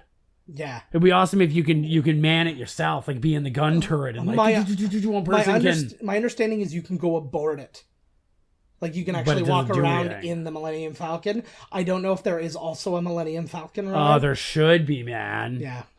What the hell? That would be really cool if you went in and it looked like you all lined up in your own thing, but then it looked like you got in your own gun tour. Yeah, that's what Chewie. Well, no, because then you could go multiple times on the same ride. One of them you can drive. Yeah. One of them you're in the gun turret, and maybe the gun turret even does its own thing, but you hold on to it and it. You know? Yeah, that would be all right. So yeah, David Prowse, who plays Vader, and Peter Mayhew, who plays Chewbacca, they were actually originally basically allowed to choose which of the two roles they were going to play. Yeah. They're like, we just want big dudes in each role. It's like, it really doesn't matter who's who. Right. And so they both decided, like, Peter Mayhew's like, I'd love to be the good guy, and David Prowse's like, I'd love to be the bad guy. And they're like, oh, good, so this is easy. Oh, great. There's no... it's not like the Steven Seagal, Jean-Claude Van Damme in Demolition Man thing. Oh, my Lord. I need $100 million. I like that everybody just adopted that light speed thing. That like they did actually. Everybody just decided that's it. This is how it is. Well, what would happen, right? You know, like that seems kind of like it would. Yeah, I don't know if they talked to Neil deGrasse Tyson or not. I like all the explosions in space. That's what I like. Yeah, this is the first time you really get to see how short she is. Does he clearly knows that's his daughter, right? No, he doesn't. He never knew they were having twins. He thinks that. Oh, he doesn't know of her existence. Can't he feel it? Doesn't he supposed to have the fucking force? It's his daughter. You would assume so. This is where things come into question. Yeah, like what the fuck? You would assume so, but then because of just his overwhelming anger having taken him over, as like he could be feeling a lot of things right now that don't like. I don't think the Emperor could also be blocking his ability to sense that it's his daughter to control him better. Because also that's also true, but also very well. Well, no, because he didn't know either. Because he says specifically in the Return of the Jedi that Obi-Wan was right to hide you from me. Right, that kind of stuff. Right. So he doesn't know about them either. But yeah, I think that it's just really a matter of I think his ability to use the Force in that way. Right. Because they even say that in Episode 3, how they're saying their ability to use the Force is diminished. Like they weren't able to see stuff coming that they should have been able to see. Oh, because it's not as strong. Okay, okay. And then so you can kind of then buy into the idea, because, I mean, there's a billion things. He should just be able to walk in the room, look at her, and go, oh, okay, here's all the information I need to know. I can tell you everything. You're my daughter. This is where the rebels are. Boom, boom, boom, boom, boom, boom. That would be a shitty story, though. Yeah, well, yeah, that pretty much ends it. I was like, oh, all right. So at least you can justify. I really like this guy. What did you say his name? Peter Cushing is terrific as this guy. He is amazing, and I mean, he's been built for this. He looks like a kind of guy who's been doing Shakespeare. What's with these guys wearing helmets? You can't even. They're like at the control panel. I love those Death Troopers. I know. Like, what the fuck? Like, oh my, that was Earth. Yep, we're done. Oh, it's about time. So yeah, this is like one of the few like connections people have, or like these. Oh, look at this! Look at this game they're playing over there. I love that game. That reminds me of Battle Chess that we used to play in. Oh my god! In school. What the hell? iTunes wants me to update. Oh, do something. Yeah, I will not update iTunes. Where were we? Before iTunes wanted me to update them for the 9,000th Yeah, before time? they butted their fucking way into this thing because they want some credit. You better take out that you even said Apple or iPod. I won't have anything. No, because we're available on iTunes. So. Oh, so we're gonna put it in twice. So you're the best. Yes. Look at them. Look at those guys. Yeah, I like the idea of that. They have a very they give very weird long explanations for things in that radio play too. They're talking about they're like, how can a Wookiee be so good at this game? And he's why not? And then he explains, he's like, well, they've probably played it a lot because it's just the two of them on here. And then he's like, and Wookiees do have an affinity for the Force. And he just starts like doing all this. And it's like the guy who plays Alec Guinness's character, like he's doing a half-assed Alec Guinness. But it's a great radio play if you ever see it. John Lithgow plays Yoda. Ed Asner plays... Who plays Yoda? John Lithgow. Oh, nice. Yeah. John Lithgow's the man. Ed Asner plays Jabba the Hutt. John Lithgow actually played my mother at my 15th birthday party. Nice. He was flawless. It would be a better role than this trial by... whatever it's called. The Trial by Fire or whatever it's called that he's in right now. Apparently it's getting... Oh, John Lithgow? Yeah, there's a new TV show on it. Apparently it's getting torn apart. People whatever. He'll come back. He's the man. Yeah. I like John Lithgow a lot. I love him. He can do anything. Yeah. They're gonna have this game at Star Wars. You play this, shoot you right in the ass. That very well should be a game. That looked like a weird continuity error with the lightsaber. That's weird. Did you write if you were? Oh Jesus! Yeah. Well, it's that's just an old school. Did thing. I just have a mild seizure? What the hell just happened there? No, you did not. Oh, Actually, it's funny. We talk about Wookiees. The term Wookiee was coined by Terrence McGovern. He was doing voiceover work for THX 1138. Just randomly, he comes in and he just literally ran out, like yelled out the words, "I think I ran over a Wookiee back there," and then George Lucas heard that, and I picture like most of the things I say in this, I picture that I should just add at the end, and the rest was history. Mm-hmm. And he's like, "I think I ran over a Wookiee back there." And the rest was history. You just picture George Lucas. Yeah. This is exactly. I just hear Wookiee. See, Wookiee. In some angles, it's not even like a colored saber. It was like a white. That looks like they used the same thing for the multi-eyeballed mouth thing in Big Trouble in Little China. Oh, absolutely. Floating around. Yeah. Was he all eyeballs with one mouth, or was he a bunch of mouths? It was eyeballs. Yeah. Eyeballs. Actually, I had mentioned Rick Baker before, and he did the. He did all the makeup on this. And oh god, he's got one of like the best careers ever. Rick Baker. He did The Howling, and he did the American Werewolf in London, like Transition, nice. Which is like the best ever. It is amazing. Yes. He did Thriller, Harry and the Hendersons. Speaking of John Lithgow, beautiful. Coming to America. He did the TV show Beauty and the Beast, so he managed to make Ron Perlman look less like an animal. Then he did Wolf. When they brought Rick Baker in to see Ron Perlman, they're like, "Can you make him look less like a beast?" Yes, and that's what he did. He took it down a bit. Gave him long hair. And toned that and nose human down. features. Yeah, and he also did Wolf, Ed Wood, Batman Forever, Nutty Professor, The Frighteners, Men in Black, the Tim Burton Planet of the Apes, which the one thing you can't argue is that the makeup is good. The monkeys looked awesome. Yeah. You know, so he did the fat suit for Eddie Murphy? Yes. That looked wicked too. Yeah. So wicked fat suit. So you've got a guy who's constantly nailing guy's it. good. He'll be like an Oscars Hall of Fame kind of guy. Like look at these Lifetime things. Achievement. There's like the pixie dust. Yeah. That's what happens is when you go into a party community, it's just all sparkles. They've been flying up in the air. Those party poppers went off, and they're still floating around up there. You betcha. I forgot that Al Guinness was in so much of this beginning movie of the Star Wars. Like, he's in here the whole time. Oh, yeah, absolutely. He is a large-ass role. Funny thing about Peter Cushing, whenever you don't see Peter Cushing's feet in the movie, which is most of the movie, you only see him in a long shot like 2 or 3 times. What, Chewbacca? No, Peter Cushing. Oh, the British guy. Yeah. Grand Moff Tarkin. Yes. He's always wearing fuzzy slippers. And it's because the boots they gave him for his role, they were too small for him, so they hurt. So he's like, I'll wear them when I have to wear them. The rest of the time, I'll just wear whatever. So he just put on these fuzzy slippers. Why not? And walked around. Yeah. It was the same thing with Anthony Daniels because he can't sit in that suit. So whenever you do see him sitting in a chair or something like that, they've taken apart the bottom of his costume. Who's so Anthony he can Daniels? sit. C-3PO. He's still alive, right? Yes. He goes to some of the conventions and he stuff, goes right? to the conventions. He does all that stuff. Oh my god, he's probably getting so much poontang, ass, or all so of does it, Peter whatever Mayhew. The fuck you want to get? Peter Mayhew's going to be at Comic-Con Niagara Falls this year, baby. He is? Yeah. Dude, when is that again? I ask you this like every time. June when is 2nd through 4th. June 2nd through 4th. I'm going to go. Yeah. And then I'm going to find out in this. I think I know who I would go cosplay as. Yeah. I'd go as the Death Star. Nice. No, I couldn't even fit through the door. Once I get the costume on, like, it's over. Yeah. No, I really love, I think my favorite character in all of Star Wars is the blue guy playing the keyboard. Max Rebo. Max Rebo. Yeah. I think Max Rebo is my favorite. Or that girl. They added her later. Yeah, they added. Can't stand her. So we just saw this TIE fighter that they were chasing in. Do you know who designed or like built the models of the TIE fighters?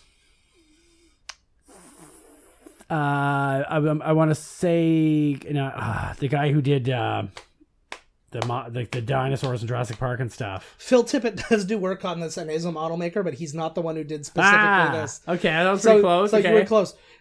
Famed director Joe Johnston, the director of things like The Rocketeer, Jurassic Park 3. He directed Jurassic Park 3? Yeah, Captain America, the First Avenger. Oh, I like that movie. Yeah, so he directed all those, but he was an effects guy on this, and he actually built those, and he's actually the guy who coined the phrase for TIE Fighter.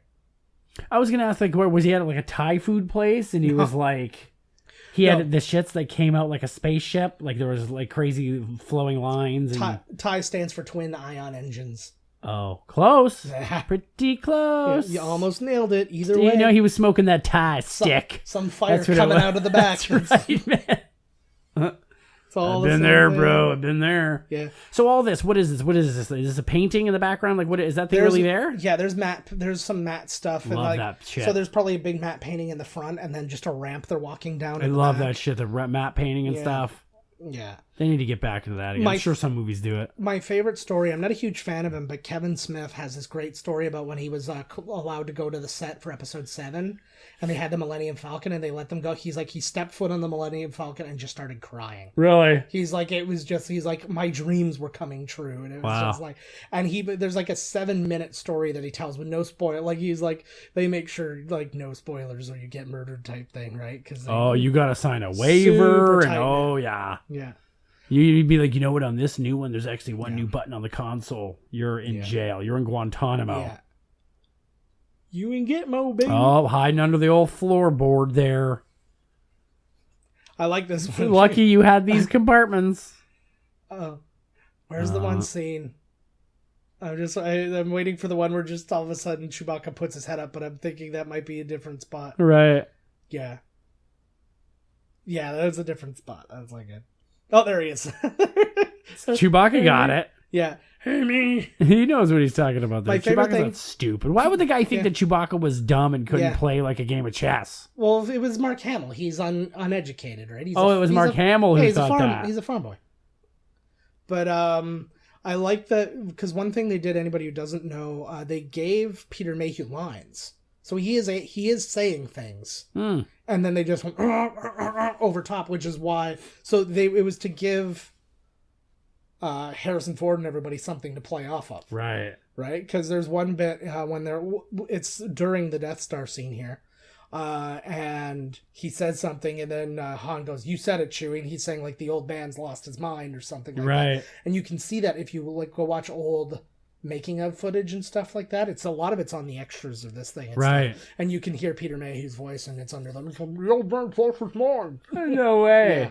I wonder how long it took for Han Solo to understand what Chewie was saying. Or does Han Solo have some, oh Jesus, that guy's dead. There has to got ripped in half.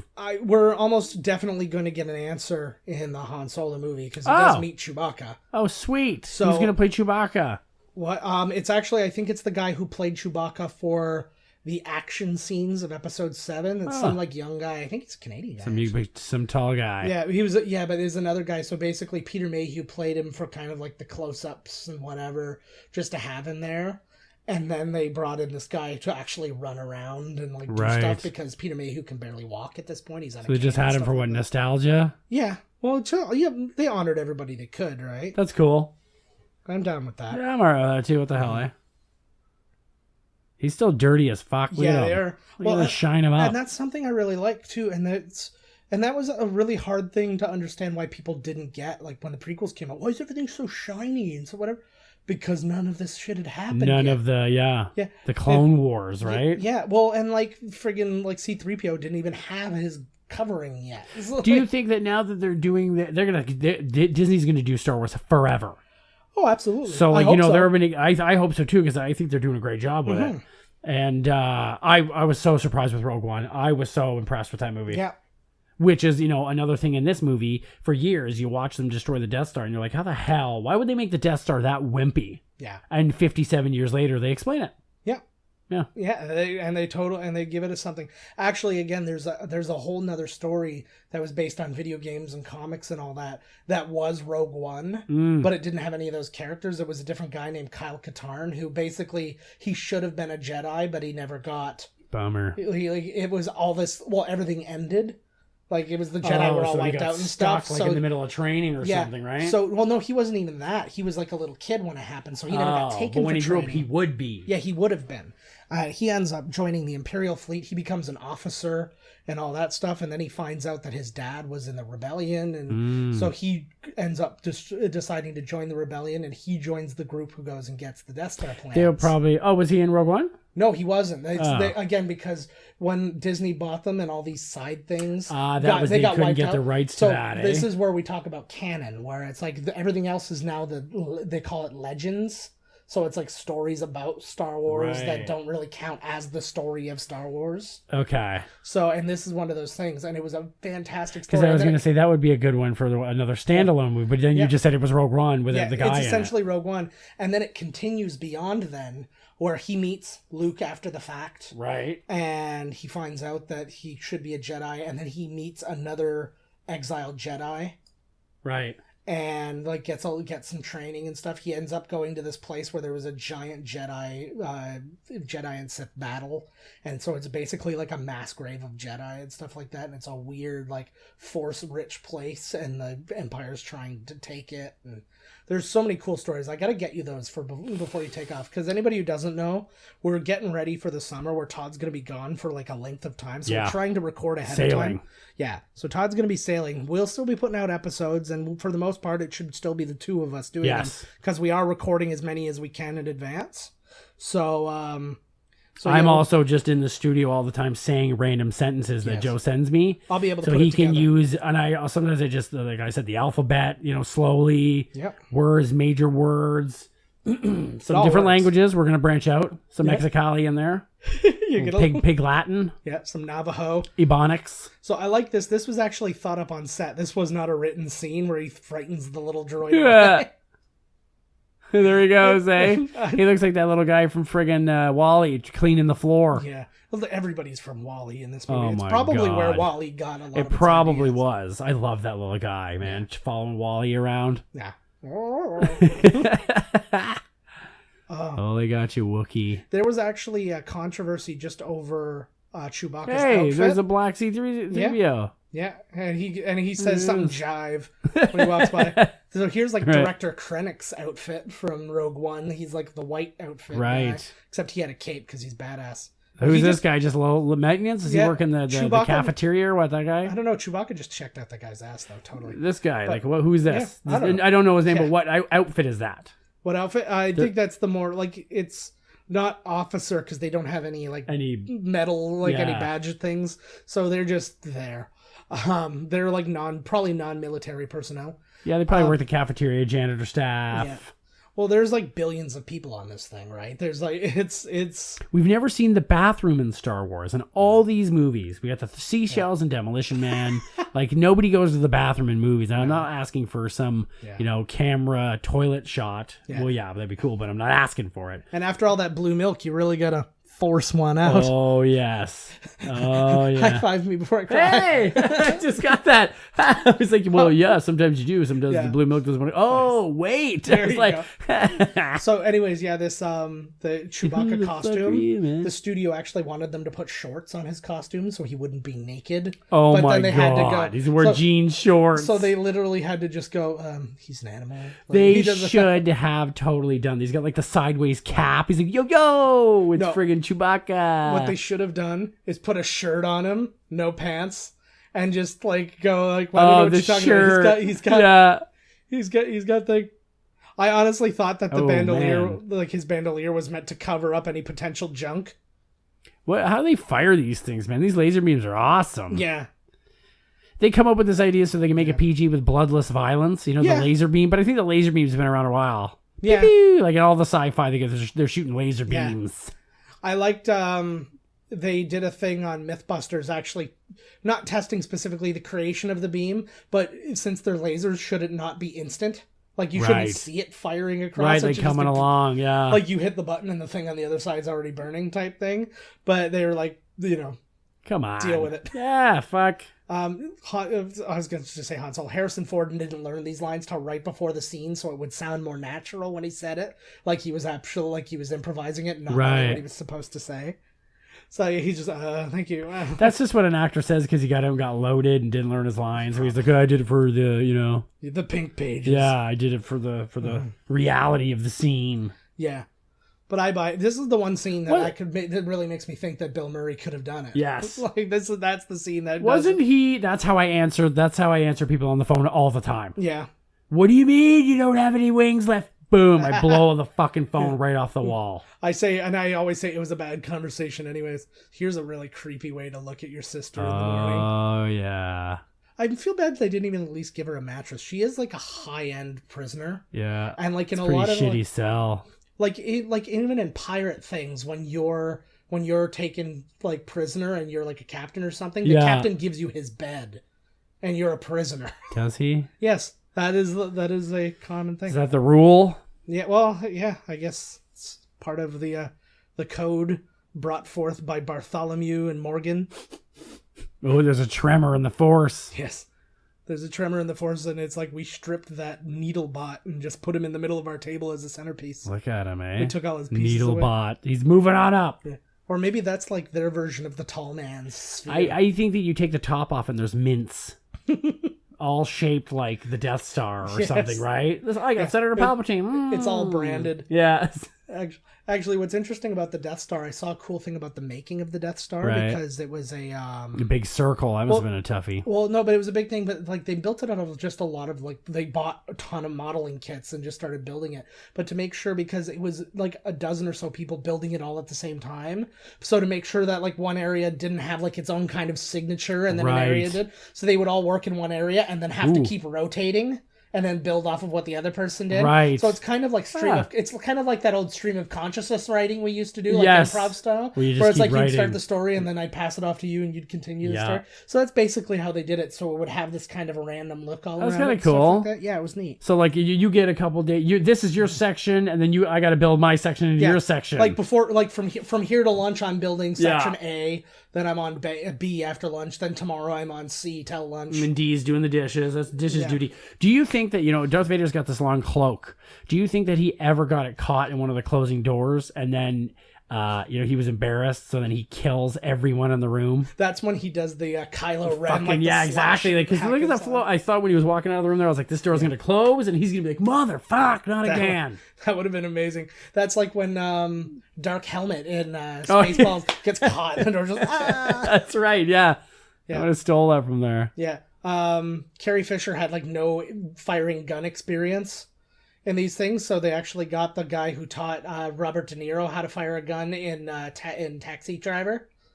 That is not how he fired a gun at all. Well, differently. Like they don't have to all fire the same way. You do get to learn different styles. I would never. You know what? As long as it fired, she did all right, man. She threw a couple of beams out there. Yeah.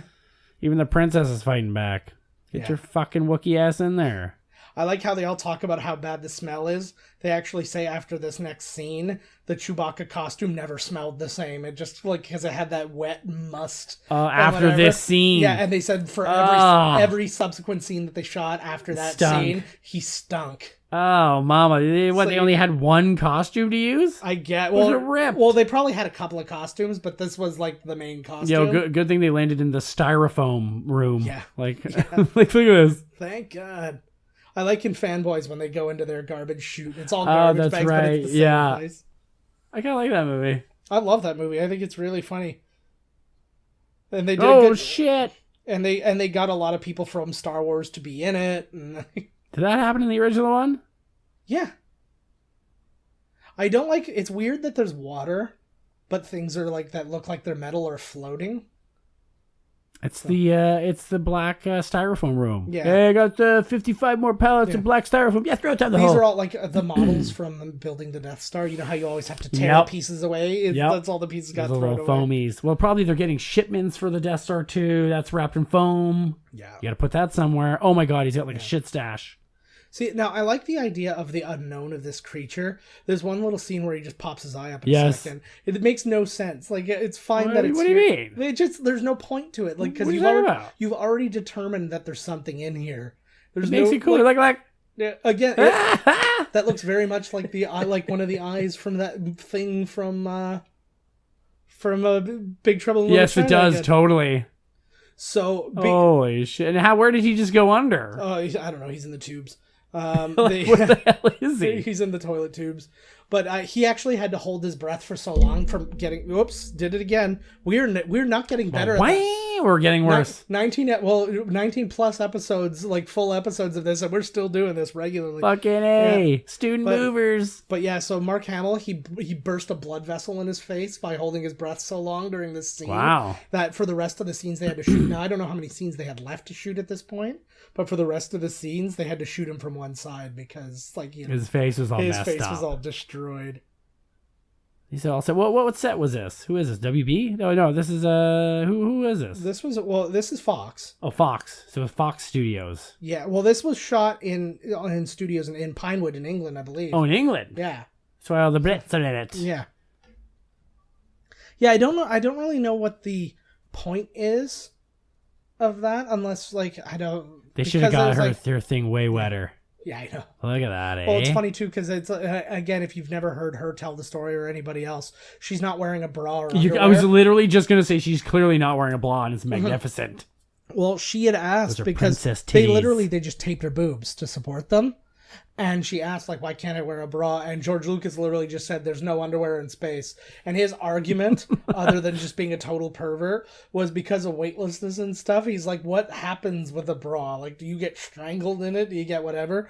And it was like, he's clearly never been with a woman. Those are the kind of things a true-ass nerd would say. Well, that's what happens when you look like Teen Wolf's dad regularly. Oh, my Lord. He looks like Teen Wolf's dad's Choda. Holy fuck. Like what? 3PO's off in the bathroom snorting lines. Yeah. Oh my. he's on Robo Tinder. No, Grinder. Nice. Robo Grinder. Which is the only type of robot I like to build. The Grinder. I like they try their best again. All right, cool. Again, a radio play thing. They try their best to kind of explain why a robot can lie and do all these things, and part of their programming is specifically to protect Princess Leia. And he's like, that means lying to people. That means whatever. Why? What? Because all robots have a they can't lie to people chip in them. 3 laws, baby. What law? There's the old Isaac you can't Asimov. hurt a human. Yeah, you can't hurt a human. You can't. They all kind of coincide with each other. I don't remember them off the top of my head. Oh my god! You got too much Star Wars knowledge up in there. Yeah. That's why you can't remember that. I actually talked about I talked about the 3 laws during RoboCop now, and I just forget them. But shit happens. It's irrelevant. You clearly made it up or lied. Yeah, I'm trying to decide if that's metal. That's is that gonna hold it together? Like what? It's like Bob. It looks like Lamar's friggin'. In Revenge of the Nerds, the javelin. His javelin, that's what I was looking for. Look at this. Ooh, that's erotic.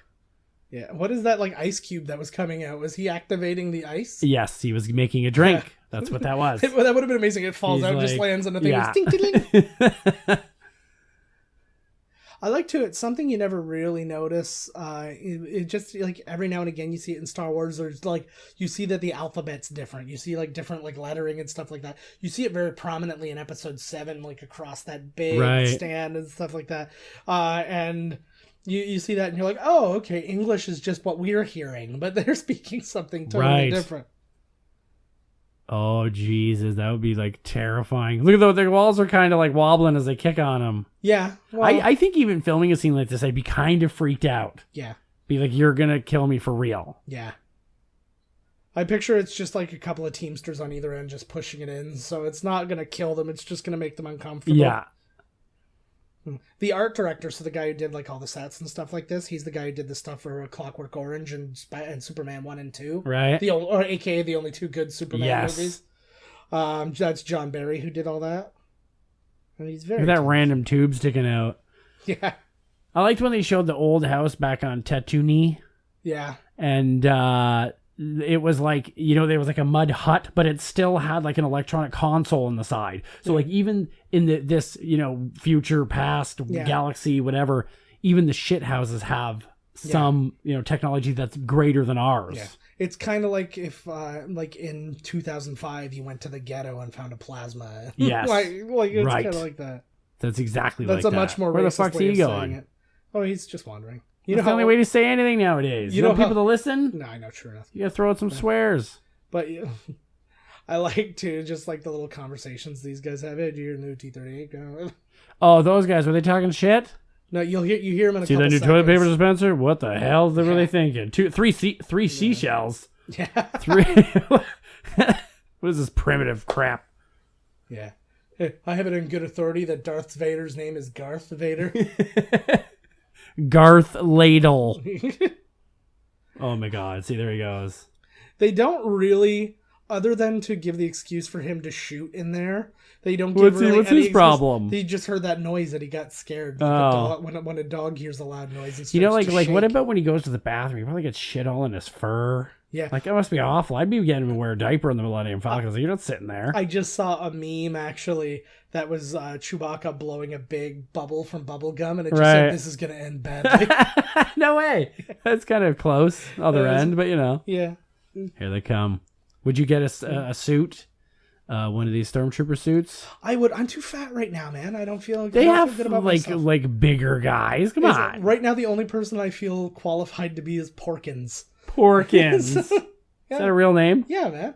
Jesus, you really aren't as big a Star Wars fan as I am. No, not even close. Nobody is. No, there's people who are Who the bigger Star fuck, Wars like- fans than me. I watched them and I really like them, Yeah. but I'm not, you know, Oh, you gotta love Porkins. Oh, except I feel bad for him because Porkins. his That's name's terrible. So they called the fat guy Porkins. Porkins. Yeah. And then, Porkins, get out of that fridge and you get over here and fix this whole cramshaft. And then Biggs is called Gay Mustache Boy. Uncredited. It would have been the best. There's your toy. This should have been the scene because in the prequels they give R2-D2 a chance to kind of kick ass a little bit. Like he's got the little rocket engines and stuff like that. He moves himself around and he does. It'd be amazing if like C-3PO and him just kicked the shit out of the stormtroopers that were at the gate there. He's like, yeah, it's handled. You just see. You should have seen some spin kicks. Yeah, no, I don't want to see you don't any see action. anything. They just said, Yeah. "Don't worry, we'll figure it out." And then they when they get show there, up, and they're everybody's just dead. There's like 36 bodies. This was Holy shit. That was a great scene. I don't really understand the idea of like, quick, let's have 400 people stand outside this Millennium Falcon, but Nobody shoots. I like this. This is just some good old-fashioned action. Do we not get to see the guy behind the keyboard? Mudo? Who's his name was? The blue guy behind the Oh, keyboard. that's not in this one. Oh, well, fuck. That's in Return of the Jedi. Holy shit. I wouldn't go as anybody from Max this one. Rebo. Then fuck it. Yeah. And Max Rebo ain't in this motherfucker. Who gives a shit? Look at Just him put him holding on on to the- his sister. I understand the reason that there's an echo in this, like for audio purposes, but the echo seems so weird to me. It sounds more like a phone call on a like in a toilet. You know, one year my sister went as Princess Leia for Halloween, and I didn't know what to think. I was like, oh god, no. I was going as Luke. I had half a chub. Jeez, I was like, what are you doing? I like that. Oh, look at this thing. He's got his Batman utility belt is right off another thing. Adam West. Well, he actually, it's something I never realized because I thought he just had that, but then I realized he stole that off of the Stormtrooper outfit that he had earlier. I just thought that he was wearing that, and I was like, oh, this makes That's much his more utility sense. belt. Well, this thing comes in pretty handy. Yeah. I like that they fixed the door sort of so you can just see their feet. Well, who's messing? Oh, yeah, well, R2 was messing with it, right? Well, no, they blew the controls for it. Like they closed the door and then they blew the controls. Ah. I think it would have been funnier if you just saw the guy kind of reaching under with a gun and just like shooting randomly and not hitting anybody. Instead of blowing the controllers, blow the controller. Yeah, That's way easier. There you go. They didn't do any stuntmen for that swing or anything like that. Was Mark Hamill and That's right. thing, and they did it in one take. Good as gold. Move along. Oh, yeah. You need a spit shine there, bro. He's got like a little stank on his He's got walk, the like he's been fucking- saying, "You talking to me?" I think he's got wires hanging out the back of him. Sneaking around like a Japanese wrestler. That little like sneaky move. Like if you play any of the video games, you play the video games, you can do that great Muda walk where he just goes everywhere. What would happen? That looks like that door would actually crush you. Oh, I'm sure it would. Like if he missed that, like Well, there they goes kind your of, leg. you know, Oh, jeez. This was amazing. Like this is that feeling you got. You don't even get to see Darth Vader in this one very much. Not a ton. Well, the whole idea is really like Just to kind of the enemy is the Death Star. right. Darth Vader is just a reminder of what's really to come. He's like a danger through the whole movie, but he's not the danger. Do you think that George Lucas had all three of these movies planned out, or do you think he wrote the first one and then to my knowledge, he didn't have like he may have had like an Like outline. a loose story. He may have had an outline, but yeah, there was no plans to make another one. My thing that makes me feel bad though is because like this is another reason because they complain about like why are they so good at fighting in the prequels? What do you mean? Because it's a bunch of like young dudes in their prime who aren't old men or mechanical beings. Yeah, the guy's like half robot. Yeah, it was like Not where it counts though. Yeah, there's a damn good reason. This would have been a good reason to use the Force a lot. Yes. Like the way they did like at the beginning of the Emperor versus Yoda where they were... Or no, not Dooku versus Yoda. Right. Like throwing stuff at each Is other. Dooku the guy with the 4 arms? No, what's his Count face? Dooku. Yeah, Count Dooku. The dude, yeah. So yeah, Bob Anderson, the like master swordsman, like choreographed this fight and stuff like that. Yeah, it looks like a master swordsman choreographed Well, this. I know, and there's not a lot to it, and that's what's kind of funny. But like he did so many things. Like he did all the like the fencing and stuff in Zorro and the Three Musketeers. He did the stuff for like even though there's very little in it. He did Die Another Day. He did all the Lord of the Rings swordplay. You know what? When you honestly, if you were to take 2 masters, at fighting, like watch a UFC fight, it's just 2 guys grappling on the ground. Yes. You know what I mean? Like, if you have 2 masters, they probably have it down so good that every movement they're doing is exactly what you should. You know, that's how you can explain it. I picture also... It's not going to be like, we're doing flips and flying and throwing my sword up in the air and going under your legs and grabbing it. We're trying to kill each other, for fuck's sake. Like, I picture it like a Bobby Fischer versus, like, other Grandmaster of chess thing. Well, I'm going to do this move. So he did have a mean right hook. Yeah, so you're going to do this move, and then naturally I'm going to do this, and then you're going to do this. So then I'll have to do this, and you do this. But then you're going to be stuck because I'm going to do this. Oh, naturally I'm going to be doing this, though. And then it's like... and so then when you do that... And anybody's like, you guys... I've already done this. Are you guys going to play? I've already won. Yeah. And then you look down at the board and he did. Yeah, that's oh my God. Oh. That's essentially it. He wasn't even there. What just happened? He was a hologram the whole time. He's been an imaginary friend the entire time that carried over, that Luke projected at him.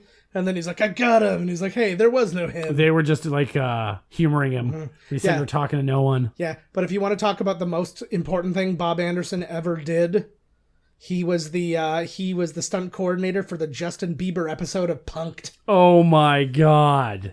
I don't know what that was, what that entailed. I didn't have time to look it up. A lot of stunts. But yeah, it was it had to have been something if Kutcher let him get involved. Well, you know, it's a good thing that they like kept going with these movies because like it really worked out well.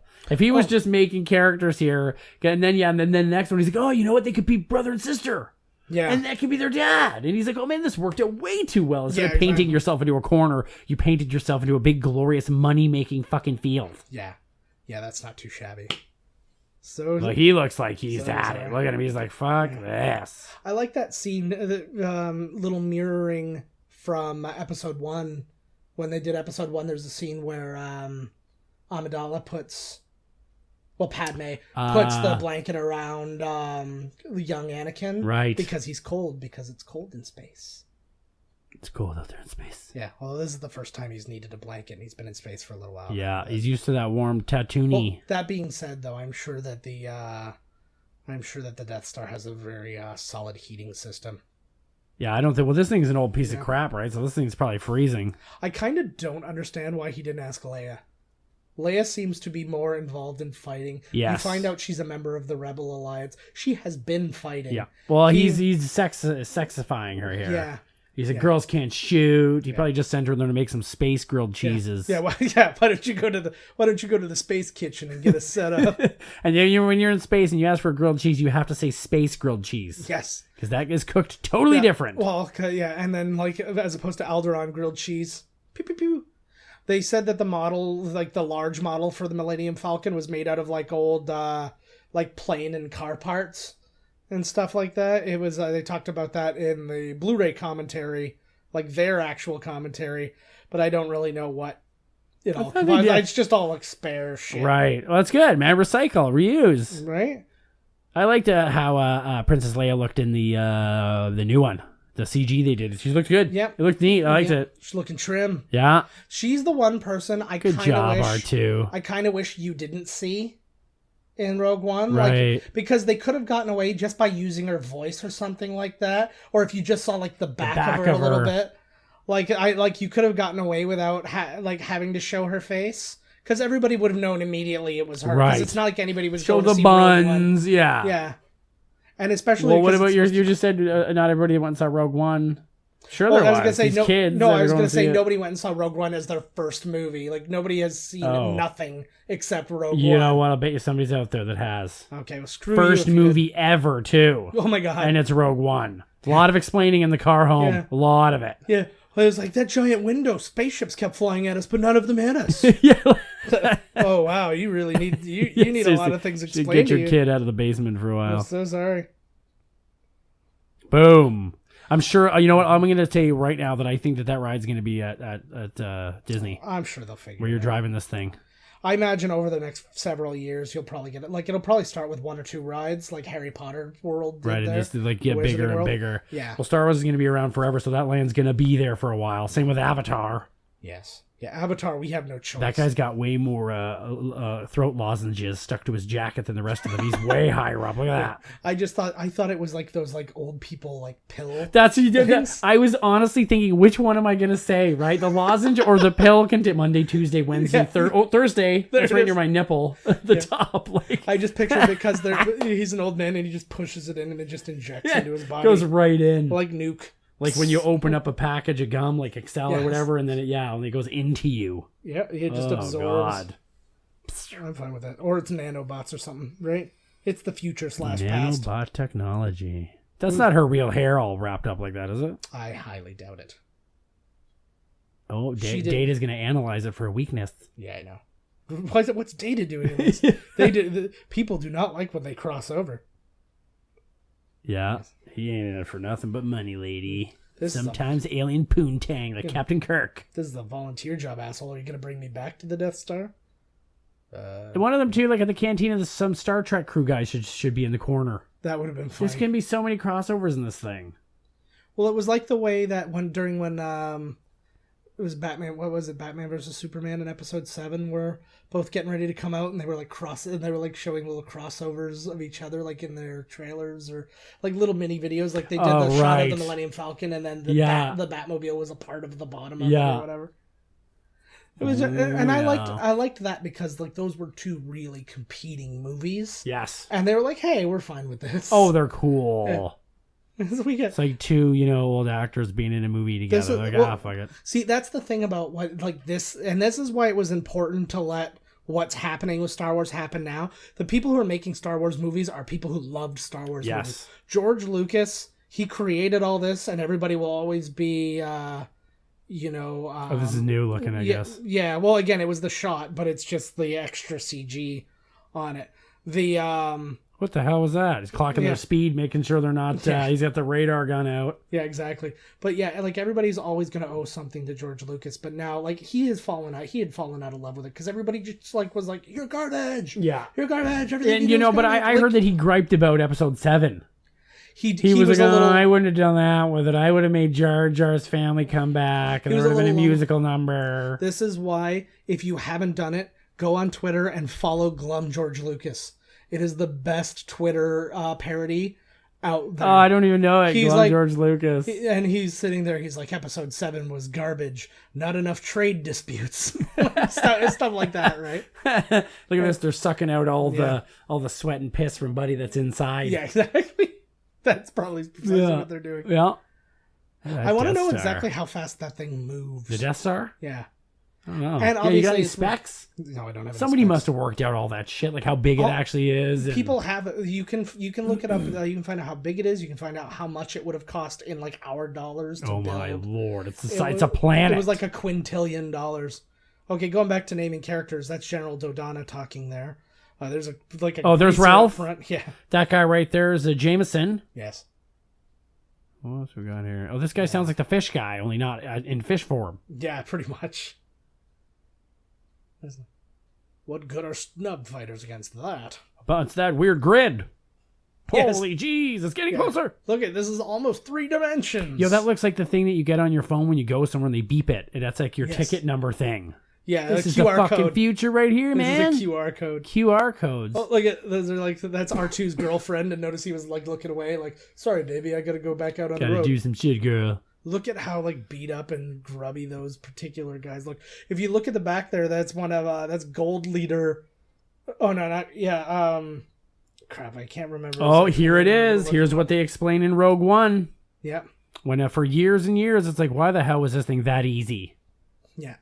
So yeah, the guy who was standing behind Leia. Let's see if we can see him again. I don't know if you see him off to the right behind Leia there, the tall guy.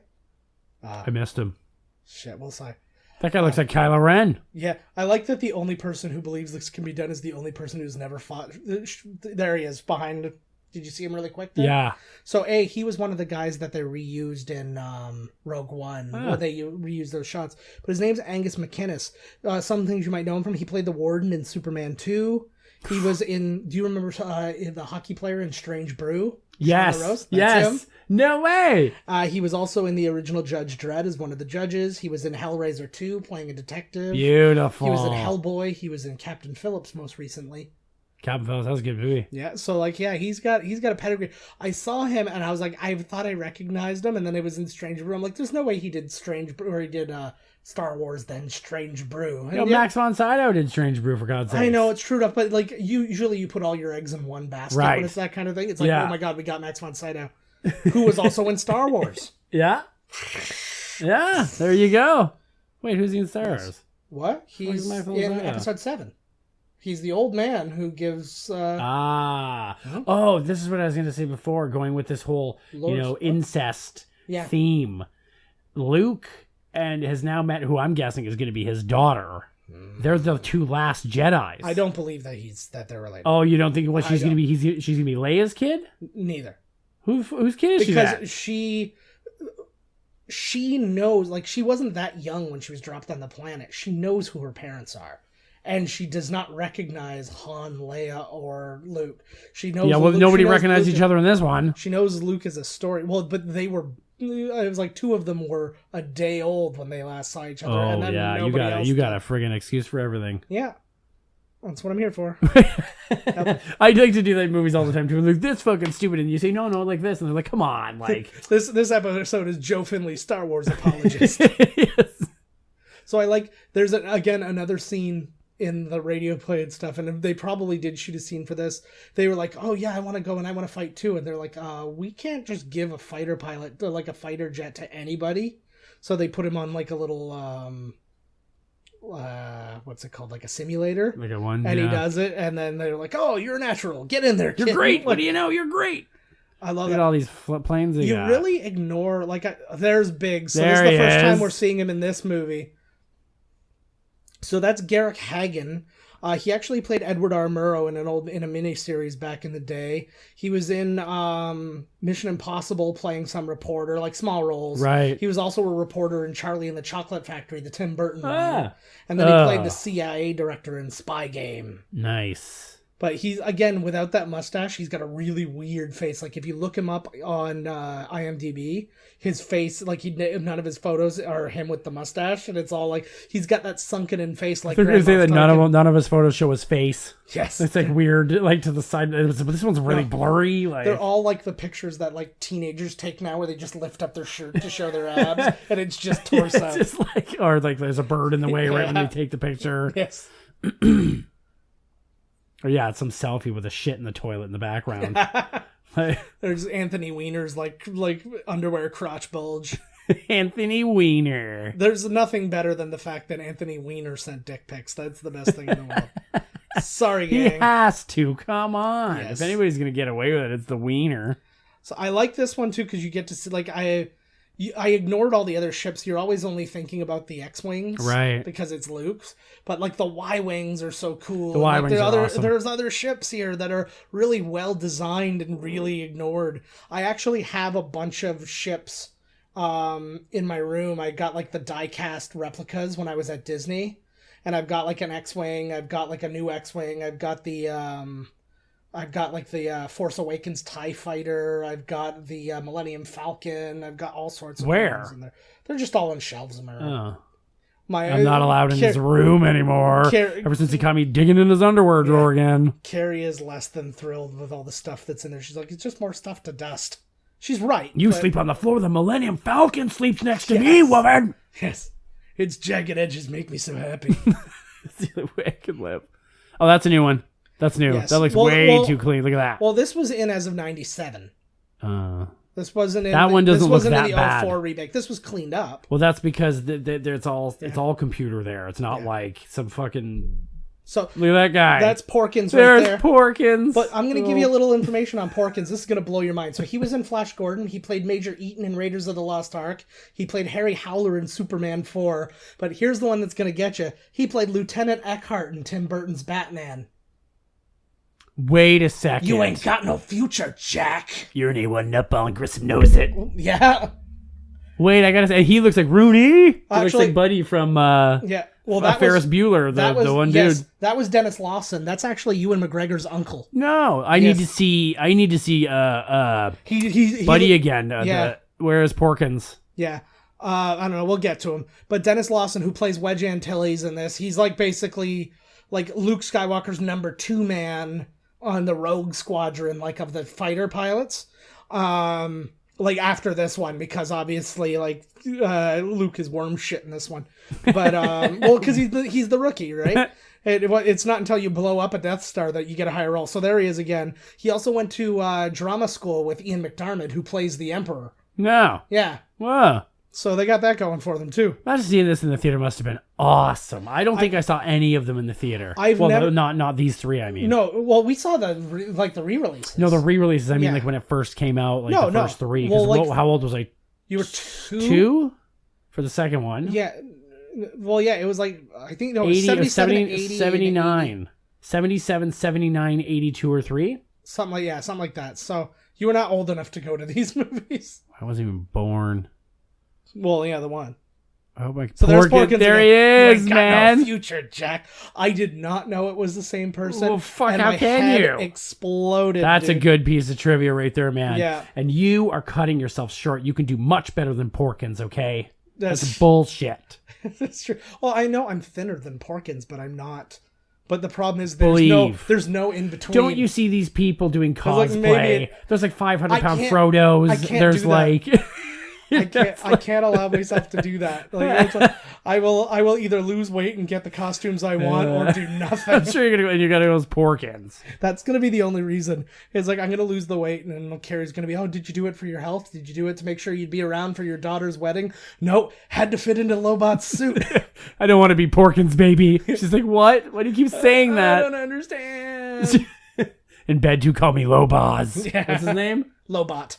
Lobot. Get low on Lobot, baby. I like Chris Gethard did a really good thing. He did a Comic-Con special one time, and he went as Lobot, and Bobby Moynihan from Saturday Night Live went as Porkins, and they kept going, and every time somebody said Lobot, he did that little move, so he's like heads down, and they go Lobot, and he just like does the eyes wide open straight. You can find it on YouTube. It's hilarious. Boom. I like Here the he way comes. I like the way everything explodes. Like, this is the kind of shit that if you listen to Neil deGrasse Tyson, he just goes out of his way to ruin. He's like, they wouldn't explode. There wouldn't be fire in space. and Exactly. blah, blah, blah. Yeah, we know. Everything would implode, wouldn't it? Isn't that what would happen? Well, it would just kind of like, the fire would essentially fizzle. extinguish on the Yeah. inside as the oxygen was sucked out. R2, you fix that shit. That's you a bummer for R2 astrometric. having to be out there. Like, shit, what a dare. He's like Snoopy fighting the Red Baron. I was gonna say that would be like, well, it's Red Baron stuff that informed these fights. Like, this is all based on like World War II, Mm-hmm. like fighting stuff, right? Dennis Lawson there, his name was spelled differently between this one and the next one, so people thought that like a different person was in. Ah. Thanks, Wedgie. Yeah. I liked, there was a game for the Nintendo 64, so there's Jean LaRose again. There was a game for Nintendo 64, the Rogue Squadron. Mm-hmm. That game was fantastic. That game was awesome. And it's just got tons of stuff specifically from this movie. Just I lost R2. This is bananas. They're talking the company back in the day that made Rogue Squadron for 64 and it made a couple other Star Wars games recently got the rights back. So they're probably coming out with another Rogue Squadron. They should. Yeah, but the same original team, so it probably should be pretty cool. It should either be that or They should have, because I know Battlefront Right. just released they released that like any a good? VR scene. Yeah, Battlefront. You know, people the like thing, the Battlefront. problem with that game is there's no first-person campaign. It's all just multiplayer fighting. I don't want that. No, I want to play a real Star Wars Yeah. game. Like, I was reading a thing, there's been so many Star Wars games, and it was talking about how they always get it wrong, either by the physics of using the lightsaber, Right. or just like the characters you play, or whatever, right? It's just a How bad the fuck do they know the physics game. of an actual lightsaber? No, but they just mean physically, like moving it. It's like it's really choppy to be able to move it around with your hand. it just doesn't work. But you could use the Force and everything in that game, No. right? Yeah, well, depending on which the, game. You know, the Battlefront or whatever. Battlefront, you can. Yeah. The yeah. Like, how can you just have it all multiplayer? Like, what the fuck? Like, Yeah. like not even a game to play where you can when you can be bad guys. You know what I mean? Yeah, there's no reason on earth that you shouldn't be Yeah, able to like, play what the like fuck? full Like- on cam. There should be a full on campaign. Yeah, and the for- multiplayer. and you can do this so day many and different age. things. So right here, so I was talking about the radio play before, where they where the guy's in his ear. Right before this scene, that guy's back in his ear because Grand Moff Tarkin is talking about leaving the ship. He's like, he's like, we're under attack. I should probably evacuate Right. until this has been dealt with. It's kind of like when you put a president in the bunker, right? Yes. It's like he might be safe where he is, but we're gonna make him safer. Just make sure, you know. And then he said that's a bad. And the one guy's like, that's a bad idea. What happens if you're not here? And then we're victorious. Somebody else could take control of this ship. So he talked him into staying. And then the other guy's like, oh, okay, we might be in danger. Is that what He's just like, happened "No." right there? Yeah, essentially when they're talking. And that was him going, Well, a moment of wait, so if you're like the captain of a ship and then you're like, uh-oh, shit's going down. Well, the captain's supposed to go down with the ship anyways. If you're a real captain, Yeah. you fucking stay there. Yeah. But say you go away, Yeah. they're victorious, and whoever claims the victory can then be the captain? Like, how does that work? No, the idea isn't so much like politics. but amongst the people. As it is, like he's already said, you're the captain of this, that you are the head of this giant thing. You are in charge of the galaxy, not the Right. emperor. He's like, you can't give up this power. That's Right. basically what he's saying. What, do He's they like, mention the emperor in this one or no? Because you don't see him or anything. Why don't you? They show Oh wait, him? no, he does very quickly. He says that the emperor has dissolved the old right. Senate. Look at this. Fucking, that's all- look at that. That's like the PlayStation VR helmet he's got him right there. No, that looked like the Nintendo, the virtual boy. Virtual. Oh my god, everything's like red. Me, me, me, me, me. Oh, there they go. Off they fire. It's away. Oh, he missed. He fucked That up. didn't work at all. But it still like shook up some people, so that's pretty good, right? It's a hit. Luke's driving too, right? That guy looks, because he's like one of the main guys. Like he's like one of the leaders of the fighter group, but it's he just looks like grizzled and like, oh god, back to work, that kind of thing. Which one would you rather drive, the TIE Fighter or the X-Wing? The TIE Fighter looks like it handles better. I agree. I was going to say TIE Fighter. Yeah. Especially he's got the experimental one that looks like that thing could. Yeah, I know, eh? He went out jacking off. Yeah. He was ready. He's like, if I go out, man, I'm going out wanking. Oh. Look at that thing. Oh god, I can't. Look at it. You got Dead Mouses in the back remixing the fucking score so that they get jazzed up. You gotta listen to something when you're fighting. They're gonna CG the giant ears on him, and then that'll be their Mickey Mouse. Oh, I'm a Jedi I too. was like, I just picture everybody else going, "What's a beggar's canyon? What are you talking about?" Inside joke us. We do not have time for inside jokes. Look at that mustache. That is. I love it. He looks so young. When you see him now, Oh, he's a freaking kid. Well, the first thing that screwed him up was that car accident during Empire Strikes Yes. Back, right? That took the baby out of his Yes, face. it did. But he's all right. Yeah, he's cool. He's all right. He looks good for his age still. Like I think he does too, actually. Like when he's wearing the beard, he's Yeah. wearing the beard in the movie specifically to look old as He looks shit. cool with the beard and Yeah. the hood. He looks like an old Jedi. Exactly Well, and what he that's- should look like. That's the idea. He's supposed to be the new Obi-Wan, right? I hope we see a good rumble I- with Luke. I want to see Luke rumbling in the next I've one. heard rumors of some good ones, including him taking on essentially the entire group, the Knights of Ren, that would really blow Kylo Ren stuff got his away. fucking ass kicked. Yeah. I think he's going to be. I know. We must have spoken about He this also before. just He's killed going to be his more dad. robot though. He's going to be slowly turning more like Darth Vader as it Yeah. goes on. Well, he's also cutting his emotional ties too, Yes. right? So, because that was the one thing, and that was the thing that he's going to say made him weak, right? I didn't understand. I couldn't wrap my head around. People are like, oh, he's such a weak guy. He's like, he got his ass kicked by this person or this person. He literally got shot in the stomach right before I they fought. forgot that too, actually, that he just got shot. I still like it, though, because he's a sniveling wiener, but he's turning. He's still dangerous, but he's not as dangerous as he could be or will be in the next one, because that loss is going to fucking make him go nuts. Yeah. And he shot, and that's the thing. And the fact that they're still out there, and then the fact that they found Luke Skywalker when he finds out, and all this kind of stuff, right? His friggin' uncle. A lot of people said they had a problem with him taking his helmet off, too, so early. I thought it was good. I thought it made him more human, which I really liked. Well, and you needed that because you didn't know what he was going to do. And still, theoretically, he might not, they may turn him good. Right. And then he becomes one of the people who faces off against Snoke. Yep. And whatever, and the rest of the Knights of Ren or whatever. Like, there's a billion things that could happen. Like, he could end up being Rey's love interest, for all we know. True that. There's a lot of things they can do. Right? So, it's like, I'm really leaving my mind and my heart open. That looks like Randy Quaid on the right. Like, Randy Quaid in some weird old man makeup. Also Randy Quaid. Yes. Yeah, well, that's Sanctuary! Oh, this guy's got his S&M gear on. Yeah. Oh my god, he just blew him right off the top of his head there. Oh, R2. The guy on the side, he had that was some weird facial hair. He had like the big fancy white mustache, and then the big poof of hair. It's funny that facial hair is still a thing in the future. I wonder if it's a laser beam razor or something. Like you just stand, something that Ernest P. Worrell would have at his house. Probably. The controls that they're using to actually fire the Death Star is literally just a. I love that the Darth Vader. What? What? And I like that too because he wasn't defeated per se, right? It's like he lives to fight another day and moves on. What? Pew-pew. If they had more money, there should have been much more of a scene between Vader and Luke. Yeah. Like him chasing him and... So that thing they just pulled the lever on, that's a TV switcher. I used that exact switcher in my first year of college. Oh, mama. Boom. Yikes. So that explosion is responsible for, I think, the biggest death toll in a movie of more than 2 billion people. 2 billion people were on the Death Star? Yeah. What? Well, it's the size of a small planet. Holy shit. Right? And it's packed with staff. Fucking double bunk beds. Yeah. Oh, God. It's just a matter of time before that thing blew up anyways. There's only one toilet per floor. Yeah, it's always flooding. Now, there's a thing here where people say he yells Carrie here. So Luke...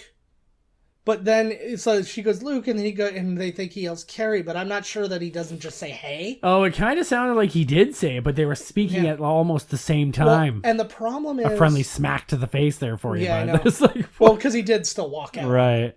Like, we're not totally happy with you yet. But I was hearing Carrie, but only because I was told it was Carrie ahead of time. Right. So I don't know what to believe. I don't know what to believe anymore. Yeah. Believe in me. So. Oh. Where's this? Looks like the Mayan temples. Yeah. I love it. If you've never seen it, look up on YouTube. There's a. I think it's sun visors, right? For the sun. That looks like a sunny place. Except I believe they're indoors. I don't really know what to believe. They're probably watching TV on the other side of that screen. But look this thing up. Somebody made a version of this that doesn't have the music. So you just hear the little echoed footsteps. Oh, you showed me that, I think. Yeah. Don't you just want one time to save the universe, live, and have this moment where the people are like, you're the fucking man? If I put myself in this position, I will start to tear up. Legitimately. Oh, man. And I have. Well, they did it again. I'm getting excited. It's you all day today. Look at you fucking hate. This movie's got him. This has got him. He's got his boner pants on. He's been rock hard the whole fucking time. It's been a tough day. His penis has been snorting cocaine the entire time we've been fucking doing this. It's called, as you know, it's called the sheenus. That's right. There's a thing because people ask. Oh, he's all shined up now, boy. People ask why Chewbacca doesn't get a medal here, and then so I guess they did the comics about this, and they actually answered to that, and it was basically her saying, "Oh, well, I'm a princess, and I'm little, and I can't reach you up there." But they're on stairs; they're below her, so he could. They're below her, all right. Yeah, right. So they. She didn't want to probably touch that smelly Wookiee. He's got all that fucking He's got shit hanging out the back of matted hair. He did it again. Jesus, you're just making music today, buddy. I know. It was me. I'm so bad. I apologize. So, just to get it out there, in Rotten Tomatoes, this got 93% from the critics, 96% from the audience. So from a movie that nobody believed in. Yeah. Well, didn't everything just work out well? Yeah. All right, so there's so much trivia we didn't get through, so I want to read all of this stuff to you. You put all the work in. I gotta bring it all up now. Holy fuck! Here we go. Forgive me, it's gonna take me a couple of seconds. Here it comes. Hopefully, this is double long credits. This is gonna be a double whammy again, like Aliens, and the second part's just gonna be him saying this trivia. Yeah, pretty much. Like my lord! Oh no, I can't find it. Holy fuck! We're gonna get it. It's all good. Just so he doesn't know that she's his sister. That didn't find out yet. So from this one to the next one, they could be banging the whole time. They really, really could be. Oh, wait, isn't it like the next day or something? No, it's a little while has passed because they've moved to another planet and all that. Okay, so here we go. We're gonna start reading. According to Mark Hamill, studio executives weren't happy that Chewbacca... Oh, no, I read that one already. Obi-Wan never says, "May the Force be with you." He's always says a close variation of the line. The line is spoken by both Han Solo and General Dodonna, neither of whom has Force powers. Oh, yeah, that's interesting. I'm just trying to find other ones that I haven't... It's the only Star Wars theme where Darth Vader's signature theme, the Imperial March, is not played in some form or another. So during production, cast attempted to make George Lucas laugh or smile as he often appeared depressed. So do I. Listen to all this trivia. He had heart problems, and it's what caused him to not direct the other two movies, and he actually got... Thank God. Second unit photography, Tak Fujimoto. Check that shit out. Get a tattoo of Tak Fujimoto on my ass. When stormtroopers enter the room where C-3PO and R2-D2 are hiding, one of the actors accidentally bumps his head. It's still in the movie, too, on the doorway due to his limited visibility. When the special edition came in at 97, a sound effect was added to the scene to accompany the head bump, rather than remove the head bump itself, because it's so funny. Wow. What else? Although their respective characters obviously despise each other, Carrie Fisher found Peter Cushing very charming, polite, and humorous on the set. They got along so well, in fact, that Fisher found it a real challenge to pretend she hated him. Princess Leia and Obi-Wan Kenobi never actually meet within the film. The closest they get to meeting is when she sees him in a distance during the lightsaber duel. I have no problem pretending to hate you. I know, right? At all. No, there's no pretend in there. I'm method, baby. The accounts on how Alec Guinness regarded the movie and his work in it vary. He frequently recalled the experience of making the movie as a bad one. He consistently claimed it was his idea to have his character killed off in the first film so as to limit his involvement and make sure he wouldn't have to carry on saying the rubbish lines.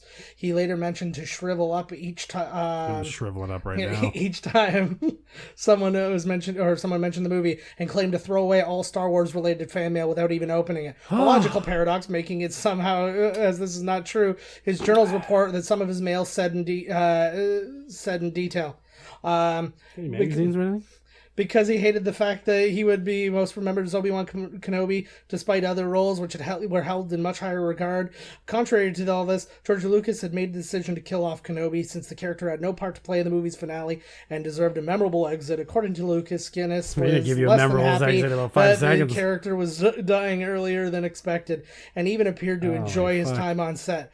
Lucas, Mark Hamill, Harrison Ford, and Carrie Fisher have always stated how patient and helpful Guinness was on set and praised his professionalism. This is like the beginning of Star Wars when the ship goes by and it just keeps going. Guinness made no secret that he disliked the dialogue in George Lucas's script. He claimed that he accepted the role for two reasons. One, he was an admirer of Lucas's previous film. I accepted this role for two reasons. Two, one, you said you pay me. The narrative compelled him to read the whole script to the end. If not liking the dialogue and not being a fan of science fiction of the final film, he remarked he found it staggering spectacle and technically brilliant, exciting, very noisy and warm-hearted. The battle scenes in the end go on for 5 minutes too long, and some of the dialogue is excruciating and much of this is noise. It's the end. I gotta skip that one, moving on to the next one.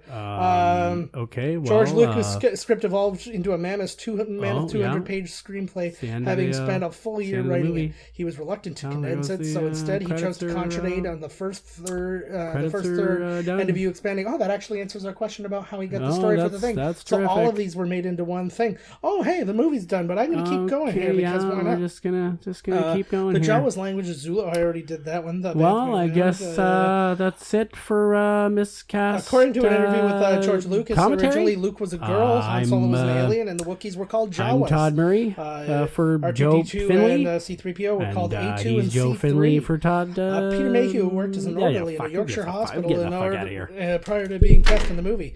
He won his role 10 seconds after meeting George Lucas for the first time.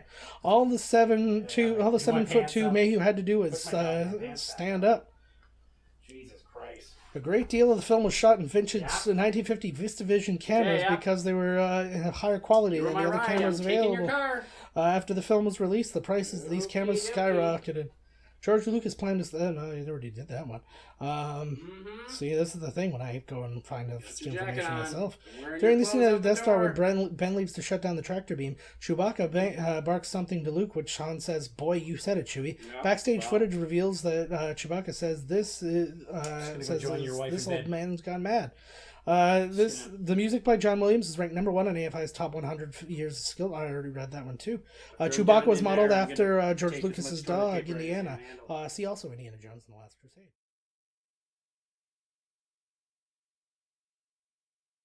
It was released on VHS by CBS/Fox Video in Australia and New Zealand in 1989. And finally, the film is included on Roger Ebert's Great Movies list. Okay, guys, that's the movie. Todd, what did you think? Todd? Anybody? Hey, man, I'm here. Let's do this one. Let's film. Oh. No. You're still here. Did you even leave? It's next week. No. You're a mess. You look like C-3PO through that entire film. Oh, so you missed something. I'll go back. It's no problem. Oh, my God. Richard Leparmentier, Conan Antonio Mottman, who's force choked by Vader, has stated that he's pleased to be remembered as Mahdi, and he considers it an honor to have been part of this.